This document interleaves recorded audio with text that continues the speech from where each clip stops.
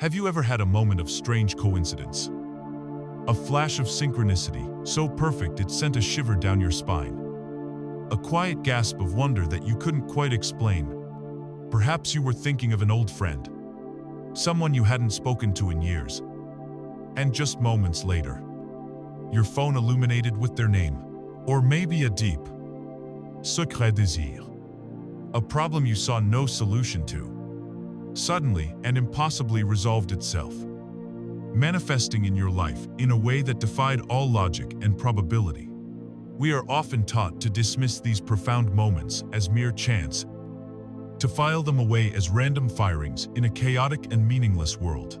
We are raised on the story that reality is a fixed, external thing, a solid, unchangeable stage upon which we are merely actors.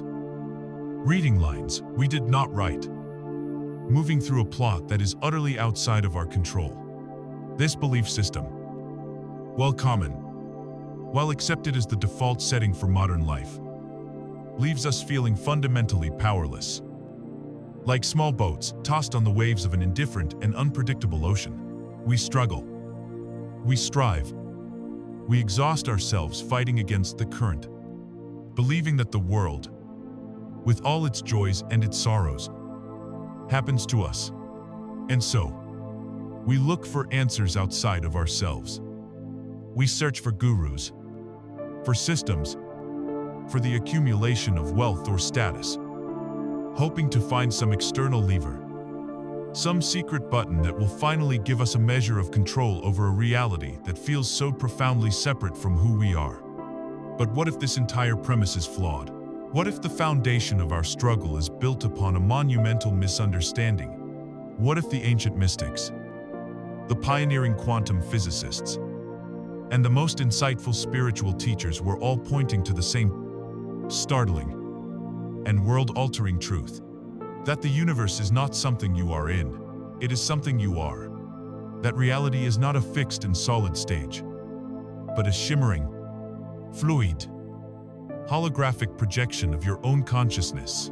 This journey we are about to embark on, through the immersive and convenient power of the spoken word, is a deep exploration of this monumental idea. Here, within this space, we will delve into the wisdom of timeless teachings and forgotten laws, exploring the principles of creation, not as a mere trick to get what you want, but as a revelation of the fundamental law of your own being. This is not just another story.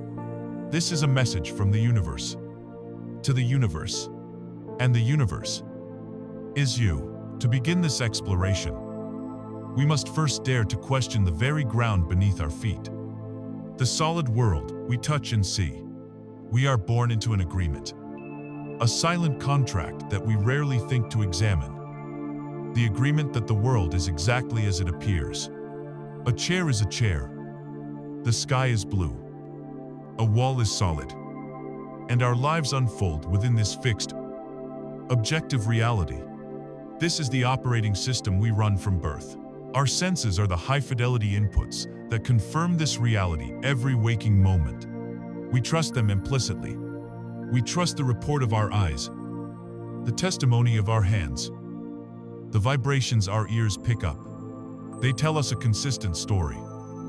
A story of a world that is separate from us. A world that was here long before we arrived and will be here long after we are gone. But this story, as consistent and convincing as it is an illusion. Not an illusion in the sense that it isn't there, but an illusion in the sense that what we perceive is a radically simplified, filtered, and incomplete version of what is actually there. The reality you experience through your five senses is not the territory. It is a map that has been conveniently edited for human survival. Consider the light that allows you to see the world around you. All the colors of the rainbow, every shade and hue from a fiery sunset to the deep green of a forest. All of this exists within a sliver of the electromagnetic spectrum, so narrow it's almost insignificant. Just beyond the red you can see lies infrared. And beyond that, microwaves and radio waves, all pulsing with information. Just beyond the violet, you perceive lies ultraviolet, X-rays, and gamma rays. Vast oceans of energy and frequency that are completely invisible to you. Your eyes are designed to ignore almost the entirety of what is there, picking out only the tiny band necessary for our species to navigate this particular environment. The same is true for sound. Your ears can perceive a certain range of frequencies. But a dog, a bat, or a whale live in entirely different auditory worlds, filled with sounds so low or so high that they do not exist for you. The silence you hear in a room is not true silence. It is simply the absence of frequencies your biological hardware is equipped to decode. And what about the sense of touch? The sense that confirms the solidity of the world? You place your hand on a wooden table, and it feels hard, dense, and real. Yet, physics tells us a very different story. That table, at the atomic and subatomic level, is almost entirely empty space. It is a swirling, vibrating cloud of energy, comprised of atoms that are themselves 99,999% empty space. The feeling of solidity you experience is merely the electromagnetic repulsion between the electrons in your hand and the electrons in the table. You are not truly touching it. You are experiencing a force field. The world is not the solid, a stable object you believe it to be. It is a dynamic and ephemeral dance of energy. A more modern way to understand this is to think of reality as a computer's user interface. When you use your computer, you interact with helpful icons on a desktop. You see a blue folder for your documents, a red icon for your music, a small trash can for your deleted files. You click and drag these icons, and the computer performs a function. But you know, intuitively, that the blue folder is not the reality of your document. The reality is a complex stream of binary code, a series of ones and zeros stored magnetically on a hard drive. The icon is a symbolic representation, a graphic designed to make the underlying complexity usable for a human being. Now, imagine that you were born inside the computer, and the only reality you had ever known were the icons on the screen. You would believe in the folderness of the folder, the trashness of the trash can. You would develop entire philosophies around how the icons interact. You would be living in a functional, but deeply illusory world. This is our situation. The tree you see outside your window, the car that drives down the street, even the body you believe is you. These are the icons. They are the user interface for a reality far more complex. A reality of pure energy, information, and vibrating potential that lies beneath the surface of perception. This is not a new idea. For millennia, spiritual traditions have pointed toward this truth. In Hindu philosophy, this concept is known as Maya. Maya is the cosmic, magical power that creates the veil of the phenomenal world, the illusion that the perceived universe is the ultimate reality. It is the divine play of consciousness, creating an experience of separation and form from the formless unity of the One. Maya is not a malicious deception. It is a veil that allows for the experience of life itself, for the adventure of forgetting who we are, so that we may have the joy of remembering. A similar, powerful illustration comes from the ancient Greek philosopher Plato. In his famous allegory of the cave, he asks us to imagine a group of prisoners, chained since birth inside a dark cave, facing a blank wall. Behind them, a fire burns, and people walk along a pathway, carrying objects. The fire casts shadows of these objects onto the wall in front of the prisoners. For these prisoners, the shadows are their entire reality. They give the shadows names. They study their movements. They create a whole science and culture based on the behavior of these flickering shapes. They have no concept of the real objects casting the shadows, no knowledge of the fire, or of the world outside the cave. Now, imagine one prisoner is freed. He is forced to turn around and see the fire and the real objects. A painful and confusing experience for his eyes, which are accustomed only to darkness and shadow. He is then dragged out of the cave into the full light of the sun. The brilliance is blinding, overwhelming, but as his eyes adjust, he sees the world for what it is. A world of color, dimension, and life. He sees the sun, the source of all light, and understands that the shadows in the cave were merely faint, distorted copies of this magnificent reality. If this prisoner were to return to the cave to tell the others what he had seen, they would not believe him. They would think he had gone mad. His story of a real world would sound like nonsensical fantasy, because their entire frame of reference, their entire proof of reality, is the dance of shadows on the wall. We are those prisoners. Our five-sense reality is the wall of shadows. Science and spirituality are beginning to offer us the path out of the cave, inviting us to turn around and see the true source of the projection. Recognizing this grand illusion is not a call for nihilism or despair. It is not about dismissing the world as fake or meaningless. The experiences of love, of joy, of connection, of even pain and sorrow, are profoundly real experiences. The goal is not to negate our human experience, but to understand it from a higher perspective, to reclaim our power within it. As long as you believe you are the prisoner staring at the shadows, your only option is to react to them. You hope for good shadows. You fear bad ones, but you feel you have no control over which ones appear. Your power is limited to reacting to the projection. But the moment you realize the world is a projection, a new and radical question arises. A question that changes everything. If the world I see is an illusion, a projection, a beautiful and convincing user interface, then what is the source? What is the computer running the program? What is the fire casting the shadow? What is the projector? The answer, the source of all experience, lies not in the world of matter, of things, of shadows. The answer lies in the one thing that perceives it all. The one constant in every single experience you have ever had. Consciousness. We ended our last exploration with a question that hangs in the air. A question that has the power to dismantle a world.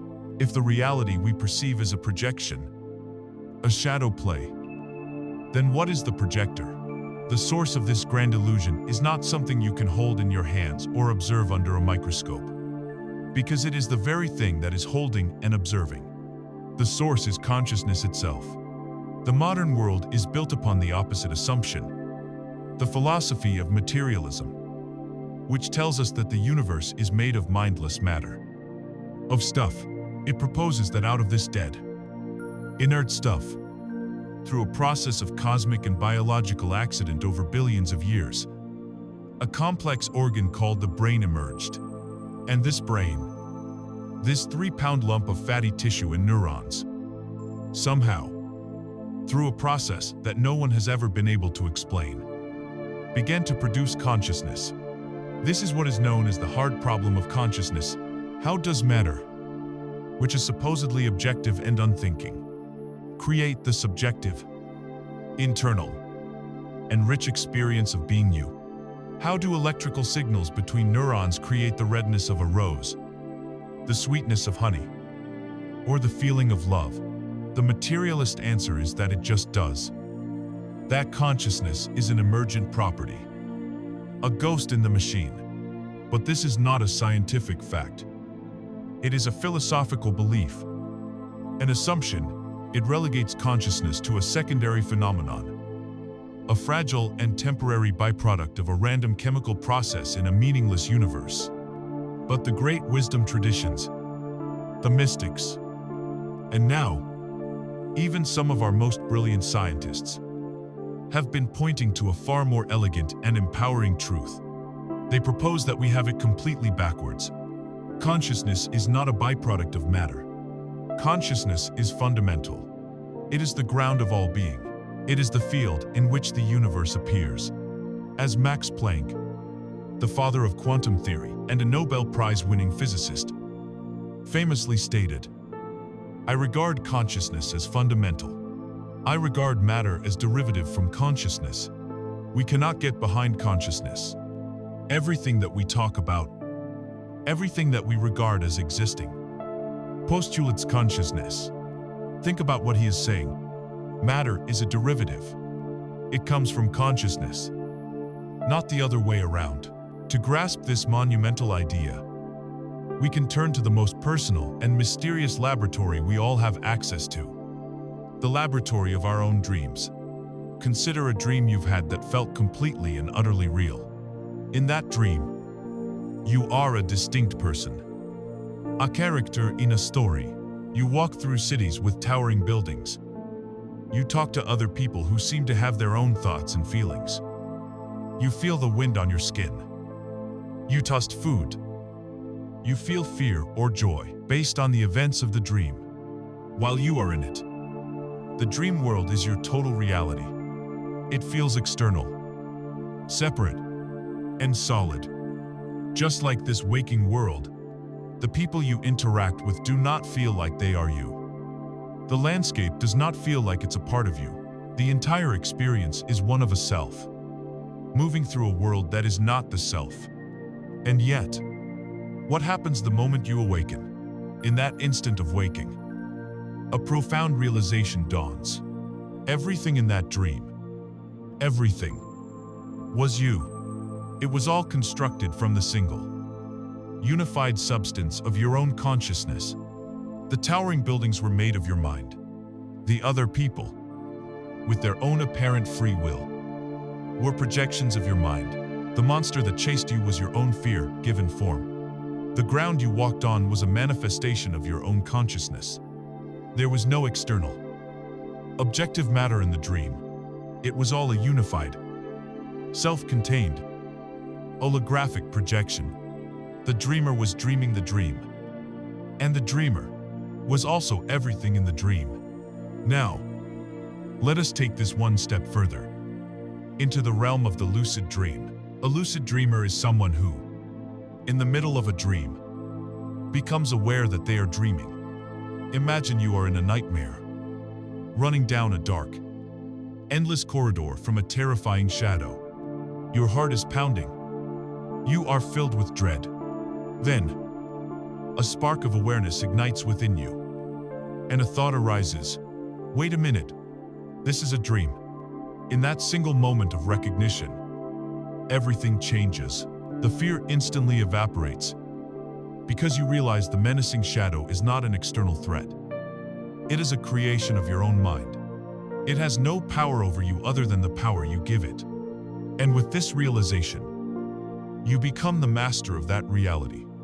You are no longer the victim of the dream. You are its conscious creator. You can turn and face the shadow and command it to dissolve. You can change its form, turning it into a friendly animal or a beam of light. You can decide you no longer wish to be in a dark corridor.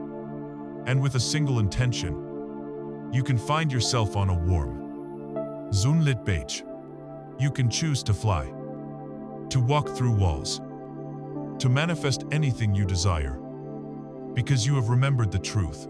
It is all you. This leads us to the ultimate, daring question. What if this waking life is simply a different kind of dream? A very complex, very convincing, and seemingly persistent dream, but a dream nonetheless. What if we are all lucid dreamers who have simply forgotten how to wake up within the dream? This is the core of the primacy of consciousness. This world is not made of separate, solid things. It is made of consciousness, appearing as separate, solid things. Of course, this raises a critical question. If my consciousness is creating my reality, why do we all experience a shared world with consistent rules? Why does the sun rise for everyone? Why does gravity work for you just as it works for me? The dream analogy holds the answer. While your individual consciousness is the dreamer of your personal experience, we are all part of a larger, collective consciousness. Think of the ocean. The ocean is one single body of water, but on its surface, It expresses itself as billions of individual waves. Each wave has a unique form, a unique lifespan, a unique journey.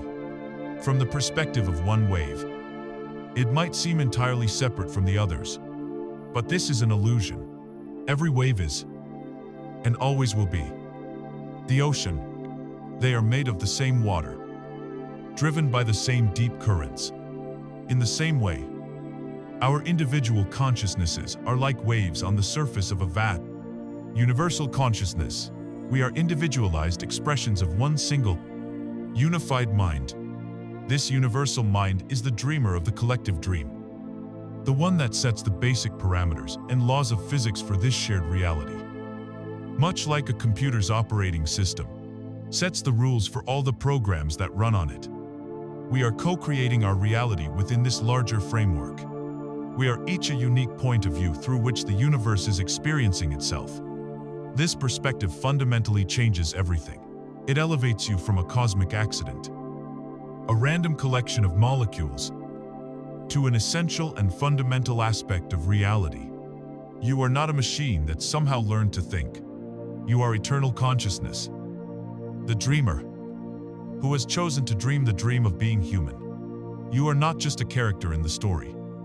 You are the author of the story, experiencing it from the inside. This idea that consciousness is the foundation of all that is may sound like philosophy or mysticism, a comforting story to tell ourselves. But as we shall see, this ancient spiritual intuition is now being stared at with bewildered eyes in the most unlikely of places, within the sterile and logical laboratories of modern science. This idea that the dreamer dreams.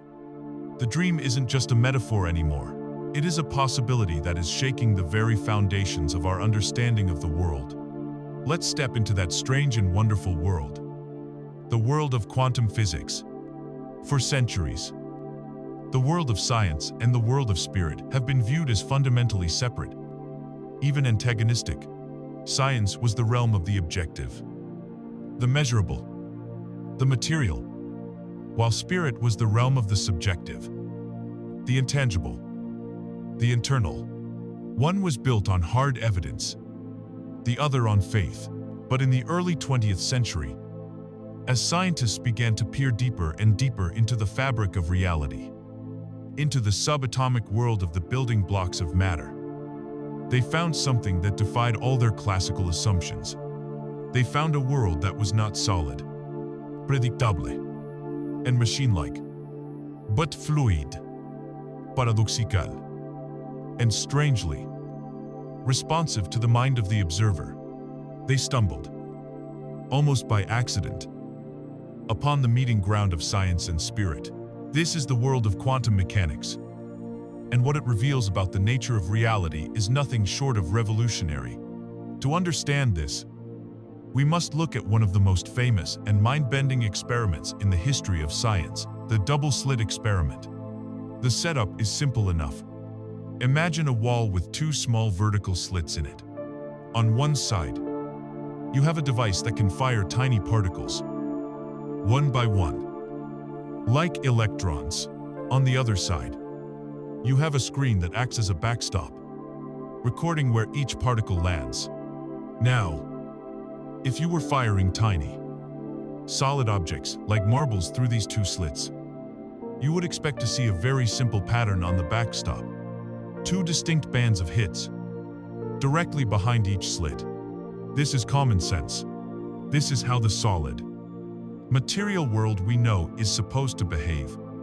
And if you close one slit and fire the electrons, you get exactly that. A single band behind the open slit. But when both slits are open, something inexplicable happens. Something that defies classical logic.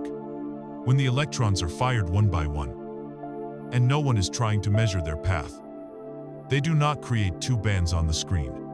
Instead, they create what is called an interference pattern, a series of multiple bands, much like the pattern created when you throw two stones into a pond and their ripples interfere with each other. The only way to create an interference pattern is if the electron is not behaving like a solid particle at all, but like a wave. A wave, unlike a particle, can pass through both slits at the same time and then interfere with itself on the other side. This in itself is bizarre enough. It means that the fundamental stuff of our universe, when we are not looking at it, does not exist in one specific place. It exists as a wave of potential, a cloud of possibilities. The electron isn't here or there. It is everywhere it could be, all at once. This is where the experiment enters the realm of science fiction. The physicists, completely bewildered by this result, decided to get clever. They thought, let's find out which slit each electron is actually going through. So they placed a tiny detector, a sort of microscopic camera, at the slits to observe the electron's path. They wanted to catch it in the act, and the moment they did, the moment they measured, the moment they observed the particle, the universe changed its mind. The very act of looking, of observing which path the electron took, forced the electron to stop behaving like a wave. The interference pattern on the screen completely vanished, and in its place, two distinct bands appeared. Exactly as you would expect from firing solid marbles. The electron, as if it knew it was being watched, instantly stopped being a wave of all possibilities and collapsed into a single particle in a single, definite location. Let this sink in for a moment. The reality that manifested was dependent on whether or not a conscious observer was looking at it. When unobserved, the universe exists as pure potential. When observed, that potential collapses into a specific physical experience. The observer is not a passive bystander watching a pre-existing reality unfold. The observer is an active participant, whose very act of observation is a creative force that turns possibility into actuality. The wall between mind and matter, between the observer and the observed, crumbles into dust. They are intrinsically linked in a participatory dance. This is not philosophical speculation. This is the repeatedly verified result of a scientific experiment, and its implications are staggering. We are taught to think of the universe as a vast, pre-existing machine, a clockwork mechanism that is simply ticking along, entirely independent of us. But quantum physics paints a very different picture. It suggests the universe is a field of infinite potential, a quantum soup of endless possibilities, all existing simultaneously as waves of probability. And our consciousness, our awareness, our focus, acts as the collapsing agent. Think of a great sculptor standing before a raw, formless block of marble. The block of marble represents the quantum field, pure potential. Within that block, there exists the potential for an infinite number of statues.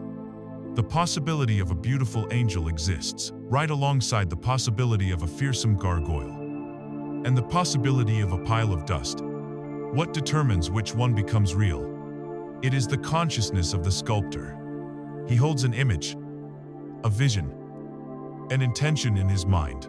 He observes the potential of the angel within the stone. And then, through the focus of his attention and the action of his chisel, he chips away everything that is not the angel. He doesn't create the angel from nothing. He selects it from a field of infinite potential and brings it into physical form by collapsing the wave of possibility. Now, extend this metaphor to your own life. Your life is not a fixed, predetermined path. It is a field of infinite possibilities. At this very moment, of the potential for a reality filled with joy, abundance, and love exists as a wave, right alongside the potential for a reality filled with struggle, lack, and fear. So what determines which of these possibilities collapses into your physical experience? Your observation, your focus, your awareness. Where you place your attention is where you are placing your creative energy. The state of being you consistently occupy with your thoughts and feelings is the energetic chisel that carves out your reality from the raw marble of the quantum field. You are constantly, whether you know it or not, selecting a reality from the field of the infinite and commanding it to be. This is where science and spirit embrace the ancient mystics who said that the world is a mirror, reflecting back to you your own state of being. We're not speaking in poetic metaphor. They were describing the fundamental mechanics of a participatory universe. We are not just living in the universe, we are creating our experience of it, moment by moment, with the focus of our consciousness. This doesn't mean that if you stare at a wall, it will turn into a door. The shared reality we experience has immense momentum and agreement behind it. But it does mean that the quality, the flavor, the events, and the people that are drawn into your personal experience are a direct reflection of what you are observing, what you are choosing to focus on, to believe in, and to feel as true. So, if our observation is the force that collapses potential into reality, a critical question emerges. What directs that observation? We are not consciously choosing to collapse every single wave function around us. Much of it happens on autopilot. What is the subtle, underlying mechanism that tunes our consciousness, that focuses our awareness onto one set of potentials while ignoring all the others? What is the invisible force that guides the sculptor's hand? The answer lies not in a force, but in a frequency. It is the universal law of resonance. We have arrived at a pivotal understanding, a place where the mystical and the scientific converge. The universe is not a collection of fixed, solid objects, but a fluid, dynamic field of infinite potential. And the lens of our conscious observation is the powerful force that crystallizes this potential into the concrete reality we experience. This leaves us with a profound question. If our observation is the creative act, what guides this observation? We are not consciously directing our focus every single second of the day. Much of our creative power runs on autopilot. So, what is the invisible hand that steers our gaze, that tunes our consciousness to one set of potentials while completely ignoring countless others? The answer is not a force, but a frequency. The guiding principle of creation is the universal law of resonance. To understand this, we must first embrace a simple but radical truth. Everything is energy. We know this is true for things like light and sound, which we experience as waves of varying frequencies. But this principle extends to everything: the chair you're sitting on, the walls of the room you're in, the very body you inhabit. All of it, at its most fundamental level, is energy, vibrating at a specific frequency. A dense object, like a rock, is simply energy vibrating very, very slowly. A less dense object, like steam, is energy vibrating much more quickly. But the most crucial realization is this: your thoughts and your emotions are also forms of energy. They are not just abstract psychological events, they are actual, measurable vibrations that you radiate out into the quantum field at every moment. Every state of being has a corresponding frequency. Emotions like fear, grief, shame, and anger are dense, slow, low-frequency vibrations. They feel heavy for a reason. Conversely, emotion like love, joy, gratitude, and peace are light, fast, high-frequency vibrations. They feel expansive and uplifting because they are literally vibrating at a higher rate.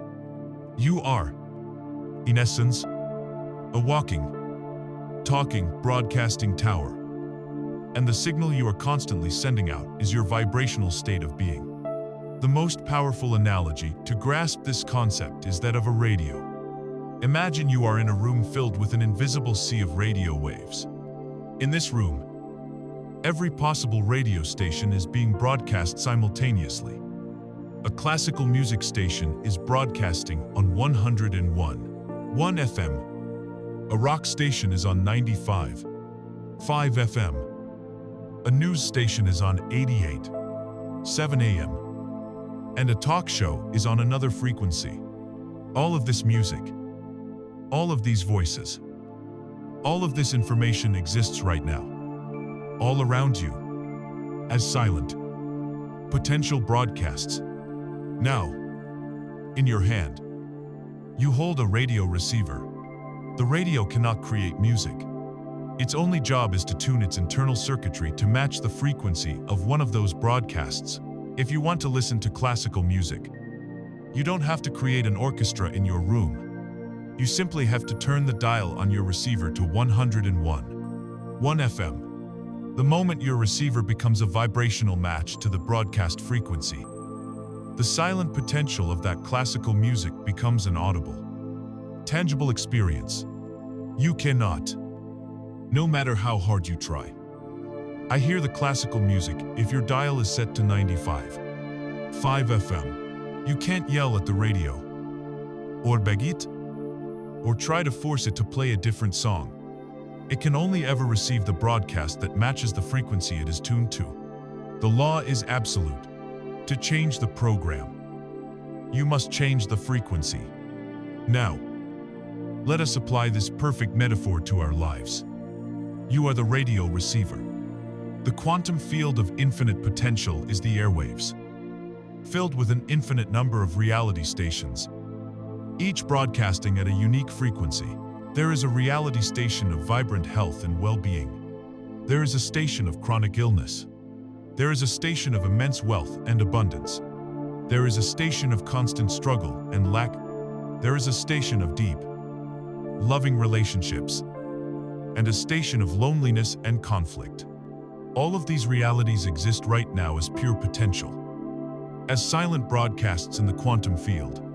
Your state of being, the sum total of your dominant thoughts and feelings, is your vibrational dial. This is the profound secret behind what we call the law of attraction. It is not a magical trick where you attract things to you like a magnet. It is the law of resonance. You do not get what you want in life. You get what you are. You receive the reality, broadcast, that you are a vibrational match for. This means you are constantly, automatically, and effortlessly creating your reality every single moment. You don't have to try to attract. Attraction is the default setting of the universe. The only question is, what are you tuned to? If your dominant state of being is one of worry about money, you are tuning your receiver to the frequency of lack. And the universe, like a perfect radio, must deliver to you the program of lack: unexpected bills, missed opportunities, financial struggle. It isn't punishing you. It is simply delivering the broadcast that matches your signal. If your dominant state of being is one of resentment and bitterness about past relationships, you are tuning your receiver to the frequency of conflict. And the universe must deliver to you more people and situations that give you a reason to feel resentful. Conversely, if you can learn to cultivate a state of gratitude and abundance, feeling thankful for what you have and feeling the joy of having more before it has even arrived, you are consciously turning your dial to the frequency of wealth. The universe must then, by law, that deliver the program of abundance to you. Opportunities will appear, ideas will flow, and money will come in expected and unexpected ways.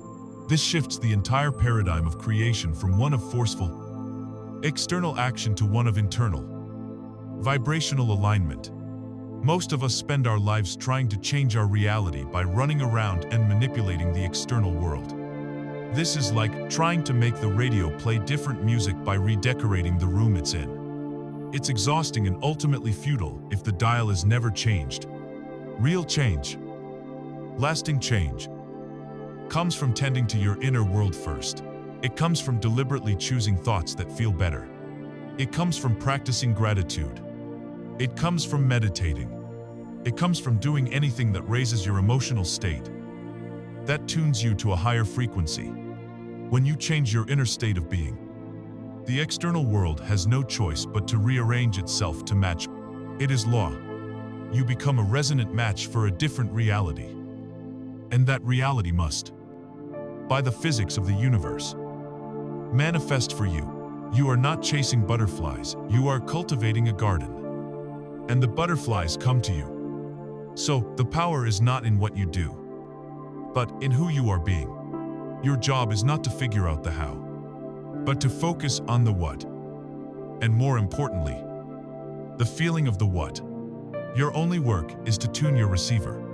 Understanding that we attract based on our vibrational state is the key that unlocks the door to deliberate creation. But it also raises an immediate and crucial question: if our vibration is so important, what sets our dial? What creates and sustains our default emotional state, often against our conscious will? Why do we find ourselves stuck on the station of anxiety or scarcity, even when we desperately want to change the channel? The answer lies in the deep, powerful, and often hidden architecture of our minds. The unseen programmer that writes the code for our reality, our beliefs. We have arrived at a powerful understanding. Our reality is a reflection of our internal frequency, our dominant state of being. The universe is not giving you what you want. It is giving you what you are. This naturally leads to the most important question on the path of conscious creation. What is it that controls our vibration? Why do we so often feel stuck on a particular station of lack, or anxiety, or loneliness, even when we consciously desire with all our heart to change the channel? The answer lies buried deep within us, in the silent, unseen engine that drives the vast majority of our lives. The controller of your vibration, the architect of your reality, is your system of beliefs. To understand the immense power of your beliefs, we must first understand the structure of your mind. Think of your mind as a massive iceberg, the small tip that you can see above the water. Perhaps 10% of the total mass is your conscious mind. This is the mind of logic, of reason, of willpower. It's the part of you that sets goals, makes plans, and analyzes problems. It is the you that is listening to these words right now, thinking and processing. But the true power, the enormous, invisible mass of the iceberg that lies beneath the surface of the water, is your subconscious mind. This subconscious realm governs over 90% of who you are. It is the seat of your emotions, your habits, your automatic bodily functions, your long-term memory, and most critically, it is the home of your deepest, most fundamental beliefs about yourself and about the world. And here is the crucial fact. Whenever the desires of the conscious mind come into conflict with the programming of the subconscious mind, the subconscious mind wins. It wins every single time. Its momentum is simply too great. This is why willpower alone so often fails. Consciously, you decide to be more confident, but subconsciously, you believe you are unworthy, and your reality will continue to reflect unworthiness. Consciously, you decide to be wealthy, but subconsciously, you believe money is the root of all evil, and you will unknowingly sabotage every financial opportunity that comes your way. Your life is not a printout of your conscious desires. It is a printout of your subconscious programs. So, where did these powerful, life-shaping programs come from? They were installed long ago, from the moment you are born until you are about 7 years old. Your brain is operating predominantly in a low-frequency theta brainwave state. This is a state of hypnosis, of high suggestibility. As a young child, you are like a walking recording device, with the critical filter of your conscious mind not yet fully formed. You are a fertile garden, and you absorb the seeds of belief from your environment without question. You download your foundational programs about reality by observing and listening to your primary caregivers, your family, your society, and your culture.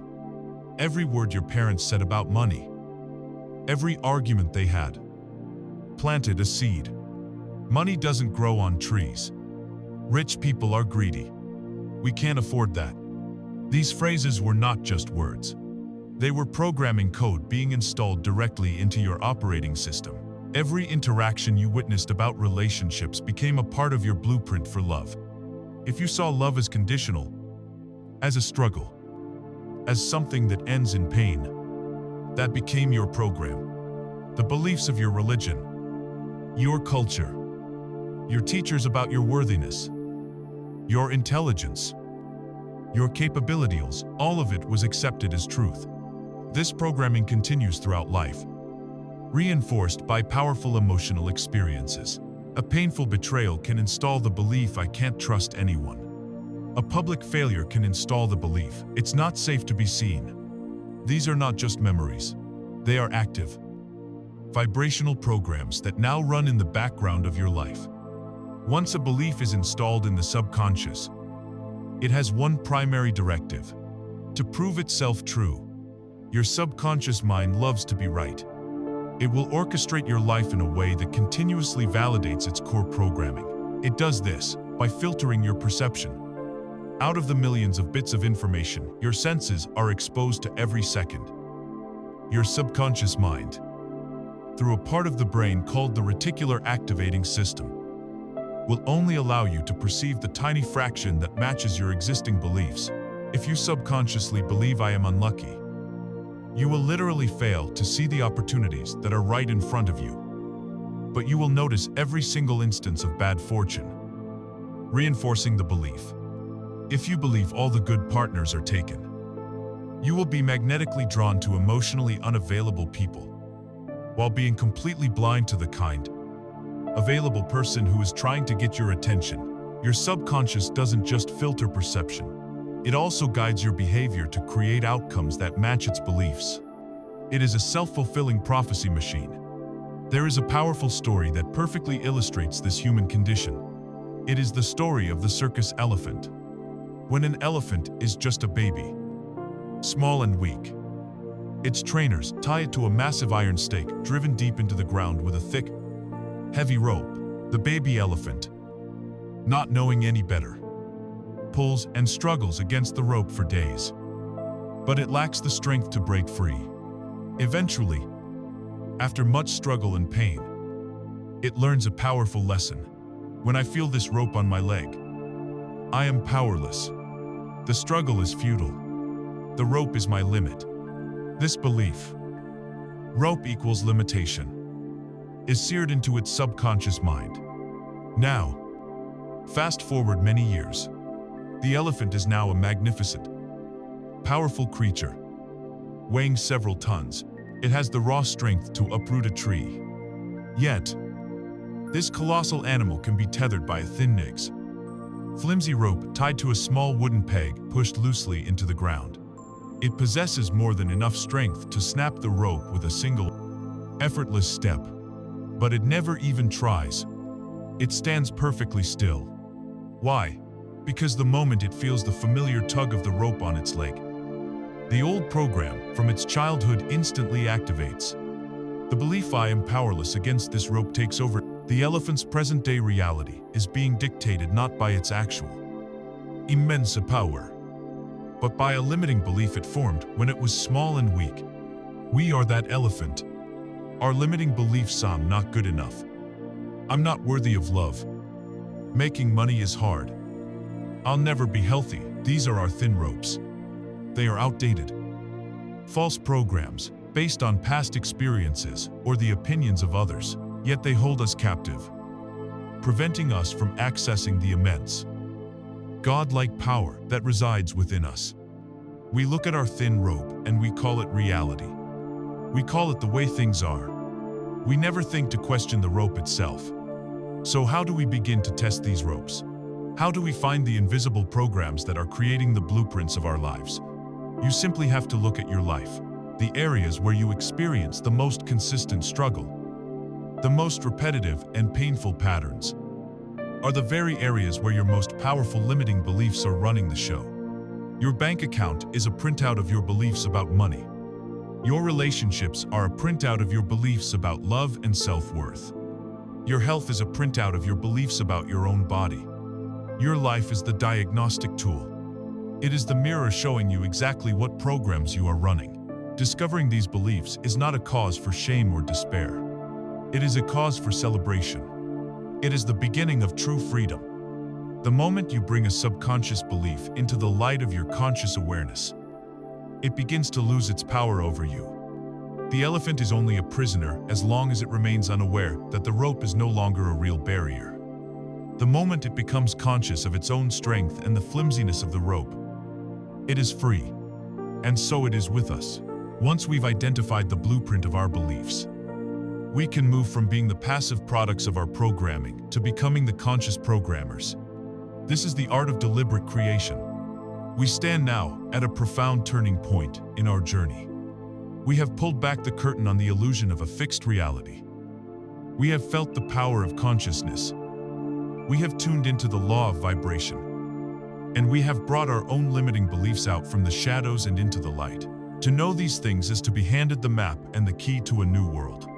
But knowledge alone is not transformation. The final step is to move from being a passive student of these laws to becoming a conscious, active participant in your own creation. It is time to learn the art of deliberate creation, to consciously pick up the tools of the architect and begin designing a life of your own choosing, rather than one of default. For your entire life, you have been creating. You cannot not create, because your consciousness is a constant creative force.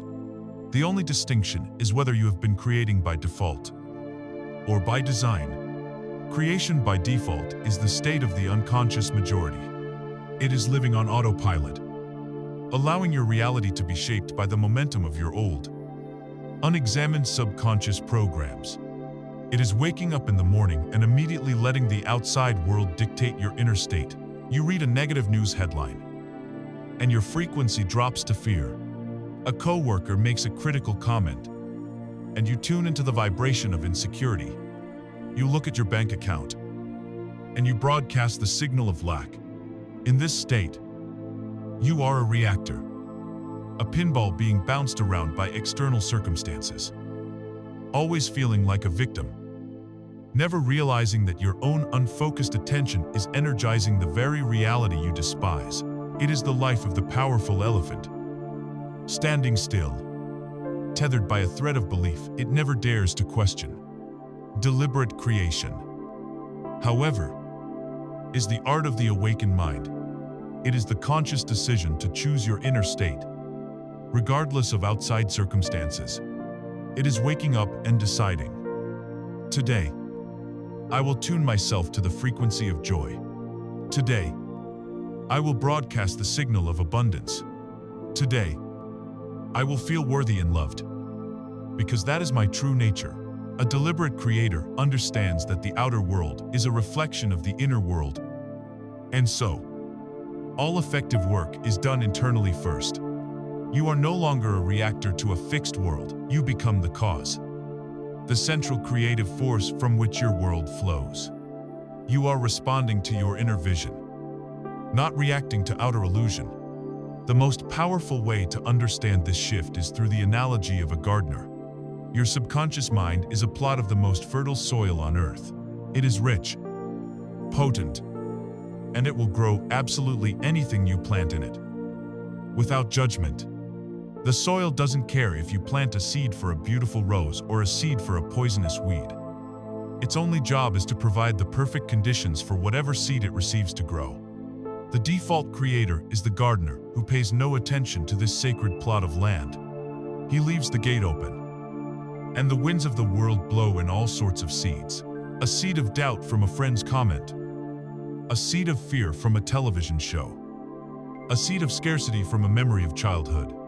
These seeds take root, and soon the garden is overgrown with the weeds of anxiety, resentment, and limitation. The gardener then stands amidst the thorns and thistles, complaining about his terrible luck and the poor quality of his soil, never realizing that his own neglect is the sole cause of the harvest he now faces. The deliberate creator is the conscious gardener. This gardener first walks into the garden and takes stock. They lovingly, but firmly, identify the weeds, the limiting beliefs that say I am not enough. It's too hard. I'm not worthy. They get their hands dirty and they pull these weeds out by the root. They understand that this is the essential first step, but they also know that a bare plot of land will not remain bare for long. Nature abhors a vacuum. If you do not consciously choose what to plant, the winds will simply blow in new weeds. So, the deliberate gardener consciously and intentionally chooses the seeds they wish to plant. They don't just hope for a beautiful garden. They decide, in this section, I will plant the seeds of vibrant health. Here, I will plant the seeds of a loving relationship. And over here, I will plant an entire field of abundant prosperity. But what are these seeds? How do we plant them in the fertile soil of the subconscious? The seeds are your focused thoughts, and the tools for planting them are the tools of conscious focus. This is where a fundamental law of consciousness comes into play. Energy flows where attention goes. Your attention is the sunlight and water for your garden. Whatever you consistently place your focus upon, you are feeding with your life force energy, and it will grow. If you focus on your debt, you are watering the weed of debt. If you focus on your loneliness, you are nurturing the weed of loneliness.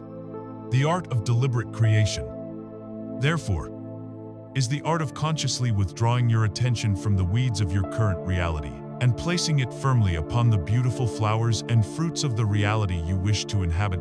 To do this, we use practical tools to direct our focus.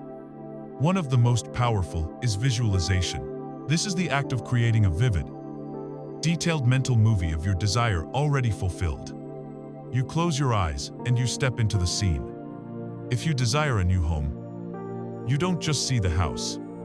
You feel the cool marble of the countertop under your fingers. You smell the scent of fresh paint.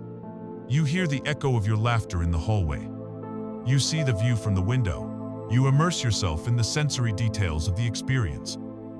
For the subconscious mind does not know the difference between a vividly imagined reality and a physically experienced one. In doing this, you are rehearsing your future, building the neural pathways in your brain and creating the vibrational signature of that new reality within you. Another powerful seed is the affirmation. Affirmations are present-tense statements of truth that are designed to override old, limiting programs. We don't say, "I will be wealthy," because that statement affirms a future event, which keeps it perpetually in the future. Affirming that you are not wealthy now, we say, "I am so happy and grateful now that money comes to me in increasing quantities through multiple sources on a continuous basis." You state it as a present moment fact. At first, your conscious mind might rebel, saying, "That's a lie." But you are not talking to your conscious mind. You are planting a seed in your subconscious. Through repetition, the affirmation begins to carve a new groove, a new belief, replacing the old one. A third tool is the vision board. This is a physical collage of images, words, and pictures that represent the reality you want to create. It is a tangible anchor for your attention. By placing it somewhere, you will see it every day. You are constantly reminding your subconscious mind of the goal. You are keeping the image of the beautiful garden you are cultivating at the forefront of your awareness, making it easier to withdraw your energy from the weeds of doubt and fear when they inevitably pop up. It is critical to understand the true purpose of these tools. Their purpose is not to manipulate the outside world. They are not magic spells to bend the universe to your will. Their purpose is entirely internal. They are focusing tools designed to help you change your frequency. They are techniques for consciously turning the dial of your radio receiver. The visualization, the affirmation, the vision board, these are all methods to help you generate the feeling of your wish already being fulfilled. They are pointers to the state of being you want to embody. And while tools like these are powerful for focusing the mind, they are, in the end, only pointers. They are the scaffolding, not the building itself. The true engine of creation, the language the universe truly understands and responds to, is not the picture in your head, but the feeling in your heart. We have explored the tools of the deliberate creator, the techniques like visualization and affirmations that help us focus our conscious mind. We have learned to become the gardener who consciously chooses the seeds to plant in the fertile soil of our subconscious. But these tools, as powerful as they are for directing our attention, are merely pointers. They are the scaffolding around the building, not the building itself. They are the map, not the destination. We must now go deeper, to the very engine of creation, to the language that the universe itself speaks and understands. This is the language of feeling, the great secret of all creation. The prayer that is always answered is not what you think, or what you say, or what you do, but what you feel. The quantum field, the universal consciousness that gives birth to all reality, does not understand human language. It does not respond to your pleas, your logic, or your eloquent words if they are hollow and void of emotional energy. The universe is not a listener, it is a feeler. It is a vast, resonant chamber that responds only to the vibration of emotion. Your feeling state is the signal you broadcast into this field. And the field has no choice but to reflect back to you a reality that is in perfect harmony with that signal. A thought is a blueprint, a plan for a house, but a feeling is the electrical current, the life force energy that flows through the blueprint and brings the house into physical existence. A thought can point the way, but feeling is the vehicle that gets you there. This is why you can repeat affirmations for hours.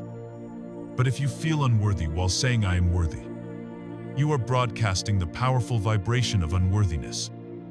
And the universe faithfully responds to the feeling, not the empty words. It is vital here to understand the subtle but profound difference between an emotion and a feeling. An emotion is typically a surface-level, temporary reaction to an external event. You watch a sad movie, and you have an emotional reaction of sadness. You win an award, and you have an emotional reaction of joy.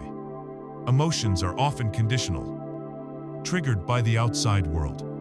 They are the weather patterns that pass through your sky. A feeling, on the other hand, is a deeper, more sustained state of being that you can consciously choose to cultivate and inhabit. Feeling is the climate of your inner world, while emotion is a reaction to what is. Feeling is a creative declaration of what you choose to be. You can be a thermometer, which simply reacts to and reports the temperature of the room. Or you can be a thermostat, which sets the temperature of the room. To live from a state of feeling is to become the thermostat for your own reality. This leads us to the single most important creative principle you will ever learn. A concept articulated with unparalleled clarity by the 20th century mystic Neville Goddard. He stated it simply: feeling is the secret. The secret to manifesting your desires is not to chase them, or struggle for them, or even to think about them endlessly. The secret is to generate, within yourself, the distinct feeling of your wish already being a present fact reality. This is the great work. It requires you to stop looking to the outside world for proof, and instead, to become the source of the proof yourself. The process is to first define your desire, and then to ask the crucial question: how would I feel if this were already true? Take a moment. If your deepest desire were fulfilled right now, what feeling would wash over you?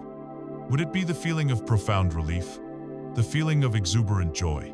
The feeling of quiet, solid security? The feeling of freedom? The feeling of being utterly and completely loved? Your task is to capture that specific feeling, to know it intimately, and then to learn to call it forth and make it your dominant, emotional home. Before your desire has materialized in the 3D world, you must feel the relief of being debt-free while the bills are still on your desk.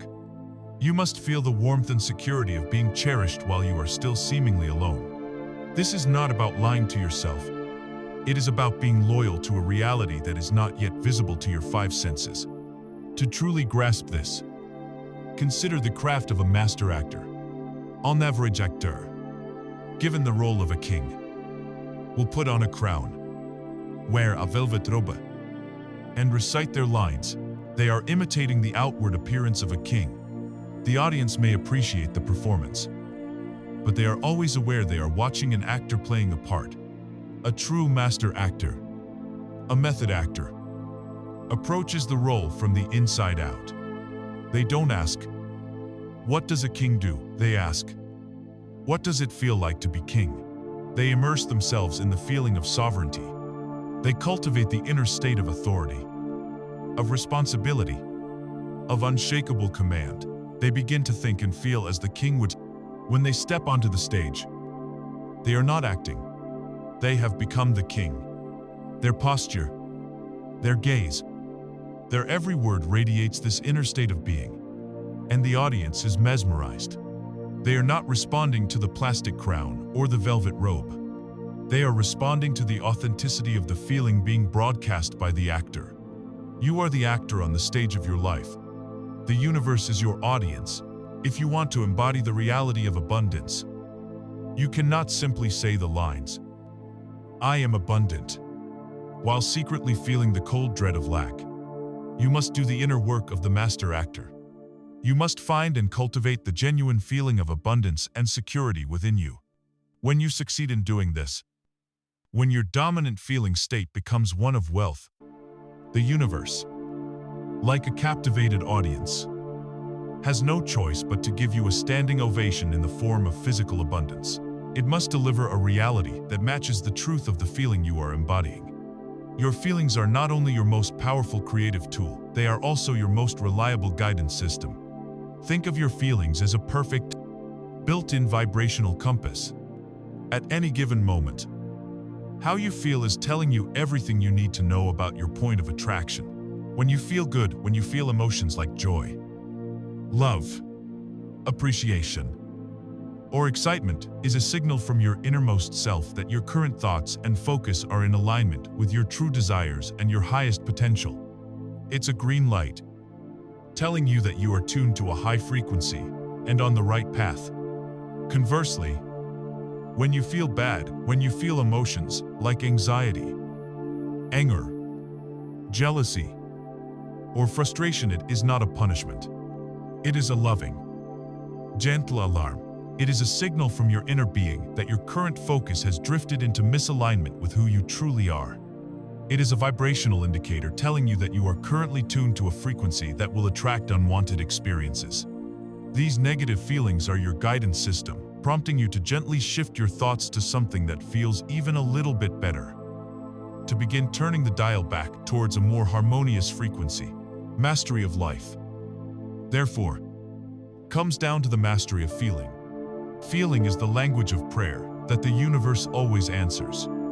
It is the currency of creation. It is the secret.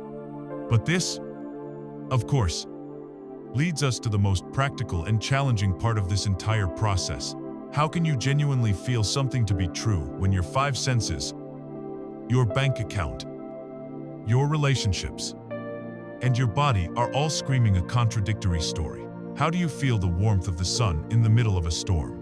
This requires a disciplined and powerful act of creative imagination. It requires you to trust the unseen reality more than the seen. It requires you to master the power of assumption. We have arrived at the heart of the creative act. The understanding that feeling is the secret, the very language of the universe. The mastery of our lives depends on our ability to generate the feeling of our wish already being fulfilled. But this presents the greatest challenge of all. How do we feel rich when our pockets are empty? How do we feel loved when we are alone? How do we feel healthy when our body is in pain? To do this, to bridge the gap between our current reality and our desired one, we must employ the most potent and disciplined tool of the conscious creator. We must dare to master the power of assumption. Assumption, in this context, is not wishful thinking. It is not hope. Hope is a beggar, pleading with an external reality to change. Hope inherently admits that you do not have your desire, and it places the power outside of yourself, waiting for circumstances to maybe, someday, be favorable. Wanting is an even clearer declaration of lack. To say I want is to scream into the universe, I do not have. Assumption, however, is a royal decree. It is an act of sovereign power. It is the calm, quiet, and firm claiming of a state of being as your own, here and now. Regardless of the evidence presented by your five senses, you do not hope you have a name. You assume you do. You do not want to exist. You assume you do. We must learn to treat our deepest desires with this same level of factual, unshakable certainty. The 20th century mystic Neville Goddard, whose work is the foundation of this principle, captured it in a single, Powerful sentence. An assumption, though false, if persisted in, will harden into fact. Let us break down this profound statement. An assumption, though false, this part acknowledges your current reality. It does not ask you to deny what your senses are telling you. It simply asks you not to give it your ultimate power. It says, yes. The 3D world, the world of shadows on the cave wall, is telling you a story of lack or sickness. Acknowledge the story, and then dare to propose a truer one. If persisted in, this is the key to the entire process. Assumption is not a fleeting, one-time act. It is a persistent mental diet. It is a conscious, disciplined loyalty to the unseen reality of your fulfilled desire. It is the act of returning, again and again, to the feeling of your wish fulfilled. Especially when the old story rears its head and doubt creeps in, will harden into fact. This describes the divine, creative process. Your persistent assumption acts as a mold, a vibrational container, the formless energy of the quantum field, the very substance of the universe, then flows into this mold. It rearranges itself. It orchestrates events. It moves people and situations until the unseen assumption solidifies, crystallizes, and appears in your world as a cold, hard, undeniable fact. To understand what this state of being feels like, let us tell a story. Imagine a person living a simple, modest life. They worry about bills. They have unfulfilled dreams. And they feel a general sense of being at the mercy of life's circumstances. One day, they receive a formal, legally binding letter from a prestigious and reputable law firm. The letter states, with absolute legal certainty, that a distant relative has passed away and named them as the sole heir to an estate worth $10 million. The letter explains that due to legal processes, the funds will be transferred and cleared into their bank account in exactly 30 days. Now, ask yourself, how does this person feel the very moment they put down the letter? Does their life change in 30 days? When the money arrives? No. Their life changes that instant. The money is not yet in their bank account. Their physical circumstances have not changed one bit, but their entire state of being has been revolutionized. They do not hope they will be rich. They know they are rich. Wealth is now an established fact of their reality, simply waiting for a short interval of time to become physically visible. And because they have assumed this new state of being, their thoughts and feelings immediately change. The chronic worry about paying the rent vanishes, replaced by a feeling of profound security and relief. The fear of an uncertain future evaporates, replaced by the excitement of infinite possibility. And because their inner world has changed, their outer behavior begins to subtly shift. They might walk past a luxury car dealership, and instead of feeling the sting of longing, they look at the cars with the calm eye of a future owner, contemplating which color they might prefer.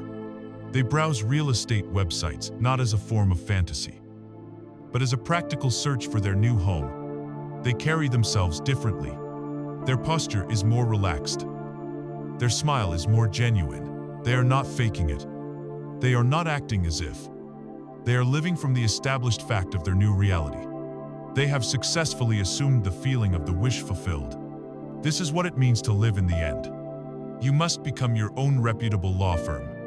You must write, within your own heart and mind, the legally binding letter that declares your desire a done deal. You must grant yourself the inheritance of your choosing, and know with unshakable conviction that it is already yours, that it is an established fact in the higher, creative dimensions of reality, and it is now making its way to you through a series of perfectly orchestrated events. To live from the end is to stop thinking of your desire as something separate from you, something out there in the future that you are trying to get. It is to begin thinking from your desire as a present reality. The person thinking of being healthy thinks, I hope this treatment works. The person living from the end of being healthy thinks, "It feels so good to have so much energy. What wonderful adventure should I take my healthy body on today?" The entire mental conversation shifts from one of longing to one of living. You begin to see the world through the eyes of the person you have already decided to become. When you persist in this state, when you remain loyal to your assumption, you are impressing this new truth upon your powerful subconscious mind. Your subconscious, whose job is to create coherence between your inner belief and your outer reality, accepts this new program. It then takes over the how. It becomes the faithful and brilliant servant that works tirelessly to bring your assumption into form. It will guide your intuition, inspire your actions, alter your perceptions, and attract to you everything necessary for the fulfillment of your declared state. You do not need to figure out the plan. Your only job is to provide the destination by assuming you are already there. Assumption is the active, creative force you use to generate and sustain the feeling of the wish fulfilled. It is the internal act of claiming what is already yours by divine right. It is a powerful, internal, mental act. But how can we anchor this assumption even more concretely in our daily lives? How can we create an even clearer blueprint for our subconscious mind to follow? One powerful technique is to script our reality as if it has already happened. We have established that the power of creation lies in assuming the feeling of the wish fulfilled. It is an internal act of faith, a disciplined decision to inhabit a new state of being.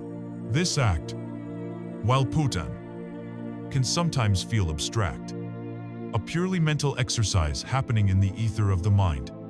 But what if we could take this intangible assumption and give it form? What if we could create a tangible blueprint for our new reality? A document that serves as both a focus for our conscious mind and a direct command to our subconscious. This is the power of scripting. It is the art of writing the story of your life. Not as you think it will be, but as you have decided it now is. The act of writing is a profound form of magic. It is a unique bridge between the conscious and subconscious worlds. When you simply think about a desire, your thoughts can be fleeting, disorganized, and easily hijacked by doubt or distraction. But the physical act of writing demands a singular focus. It forces your conscious mind, the part of you that chooses the words and forms the sentences, to engage in a deliberate, focused task. As you move your hand across the page, a kinesthetic link is formed, a mind-body connection that embeds the intention more deeply.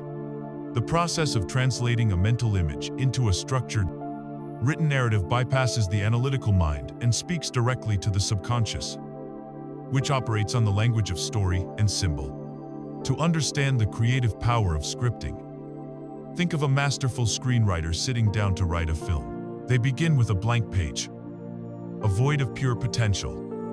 Much like the quantum field itself, they have an idea, a vision for a story they want to tell. A mediocre writer will simply plot out a series of events. But a great screenwriter does something far more profound. They build a world. They create characters with rich inner lives, with histories, with hopes and fears. As they write, they become these characters. They don't just describe the hero's victory. They feel the surge of triumph in their own chest as their fingers fly across the keyboard. They don't just write about a heartbreaking betrayal. They feel the sting of tears in their own eyes. The story becomes utterly real to them. A living, breathing universe that exists on the page long before any camera starts to roll. The script is not merely a set of instructions. It is a self-contained reality, imbued with the focused emotional energy of its creator. You are the screenwriter of your life. Your life is the grand movie you are producing, directing, and starring in. Scripting is the process of writing the scene. Not that you hope to live, but that you are living now. It is a tool for immersing yourself so completely in a new reality that your subconscious mind accepts it as truth. So, how do we do this? The tools are simple: a notebook and a pen. It is often recommended to write by hand rather than typing, as the slower, more deliberate physical motion creates a stronger neurological imprint. The rules are equally simple, but they are crucial. First, you must always write in the present or the past tense. Never write in the future tense. The future tense, saying I will be happy or I will be rich, only serves to reinforce the fact that you are not those things now. It keeps your desire perpetually at arm's length. Instead, you write as if the desire is a present fact, or as if you are at the end of the day. Writing in your journal about the wonderful things that have already happened, you declare, I am so grateful and happy now that I am living in my beautiful new home. Or, what an incredible day it was. I remember the feeling of signing the contract for my dream job. The sense of accomplishment was exhilarating. You are writing from the state of the wish fulfilled. Second, your script must be drenched in emotion. The words are only the vehicle. The feeling is the fuel. After every sentence you write, pause and ask yourself, how does this make me feel? If the words feel hollow, rewrite them. The goal is not to create a perfect piece of literature. The goal is to write sentences that ignite a genuine emotional response within you. The words are the key, but the feeling is the treasure. The key unlocks. A powerful and popular scripting exercise is to write out your perfect day. You take your grandest desire for financial freedom, a loving relationship, a vibrant health, and you imagine a typical day in that new reality. You write it out in detail, from the moment you wake up to the moment you go to sleep. For example, if your desire is for financial freedom and a life of travel, your script might begin something like this. I woke up this morning to the gentle sound of church bells in a small Italian village. The morning sun streamed through the window of my beautiful villa, and I felt a wave of profound peace and gratitude wash over me.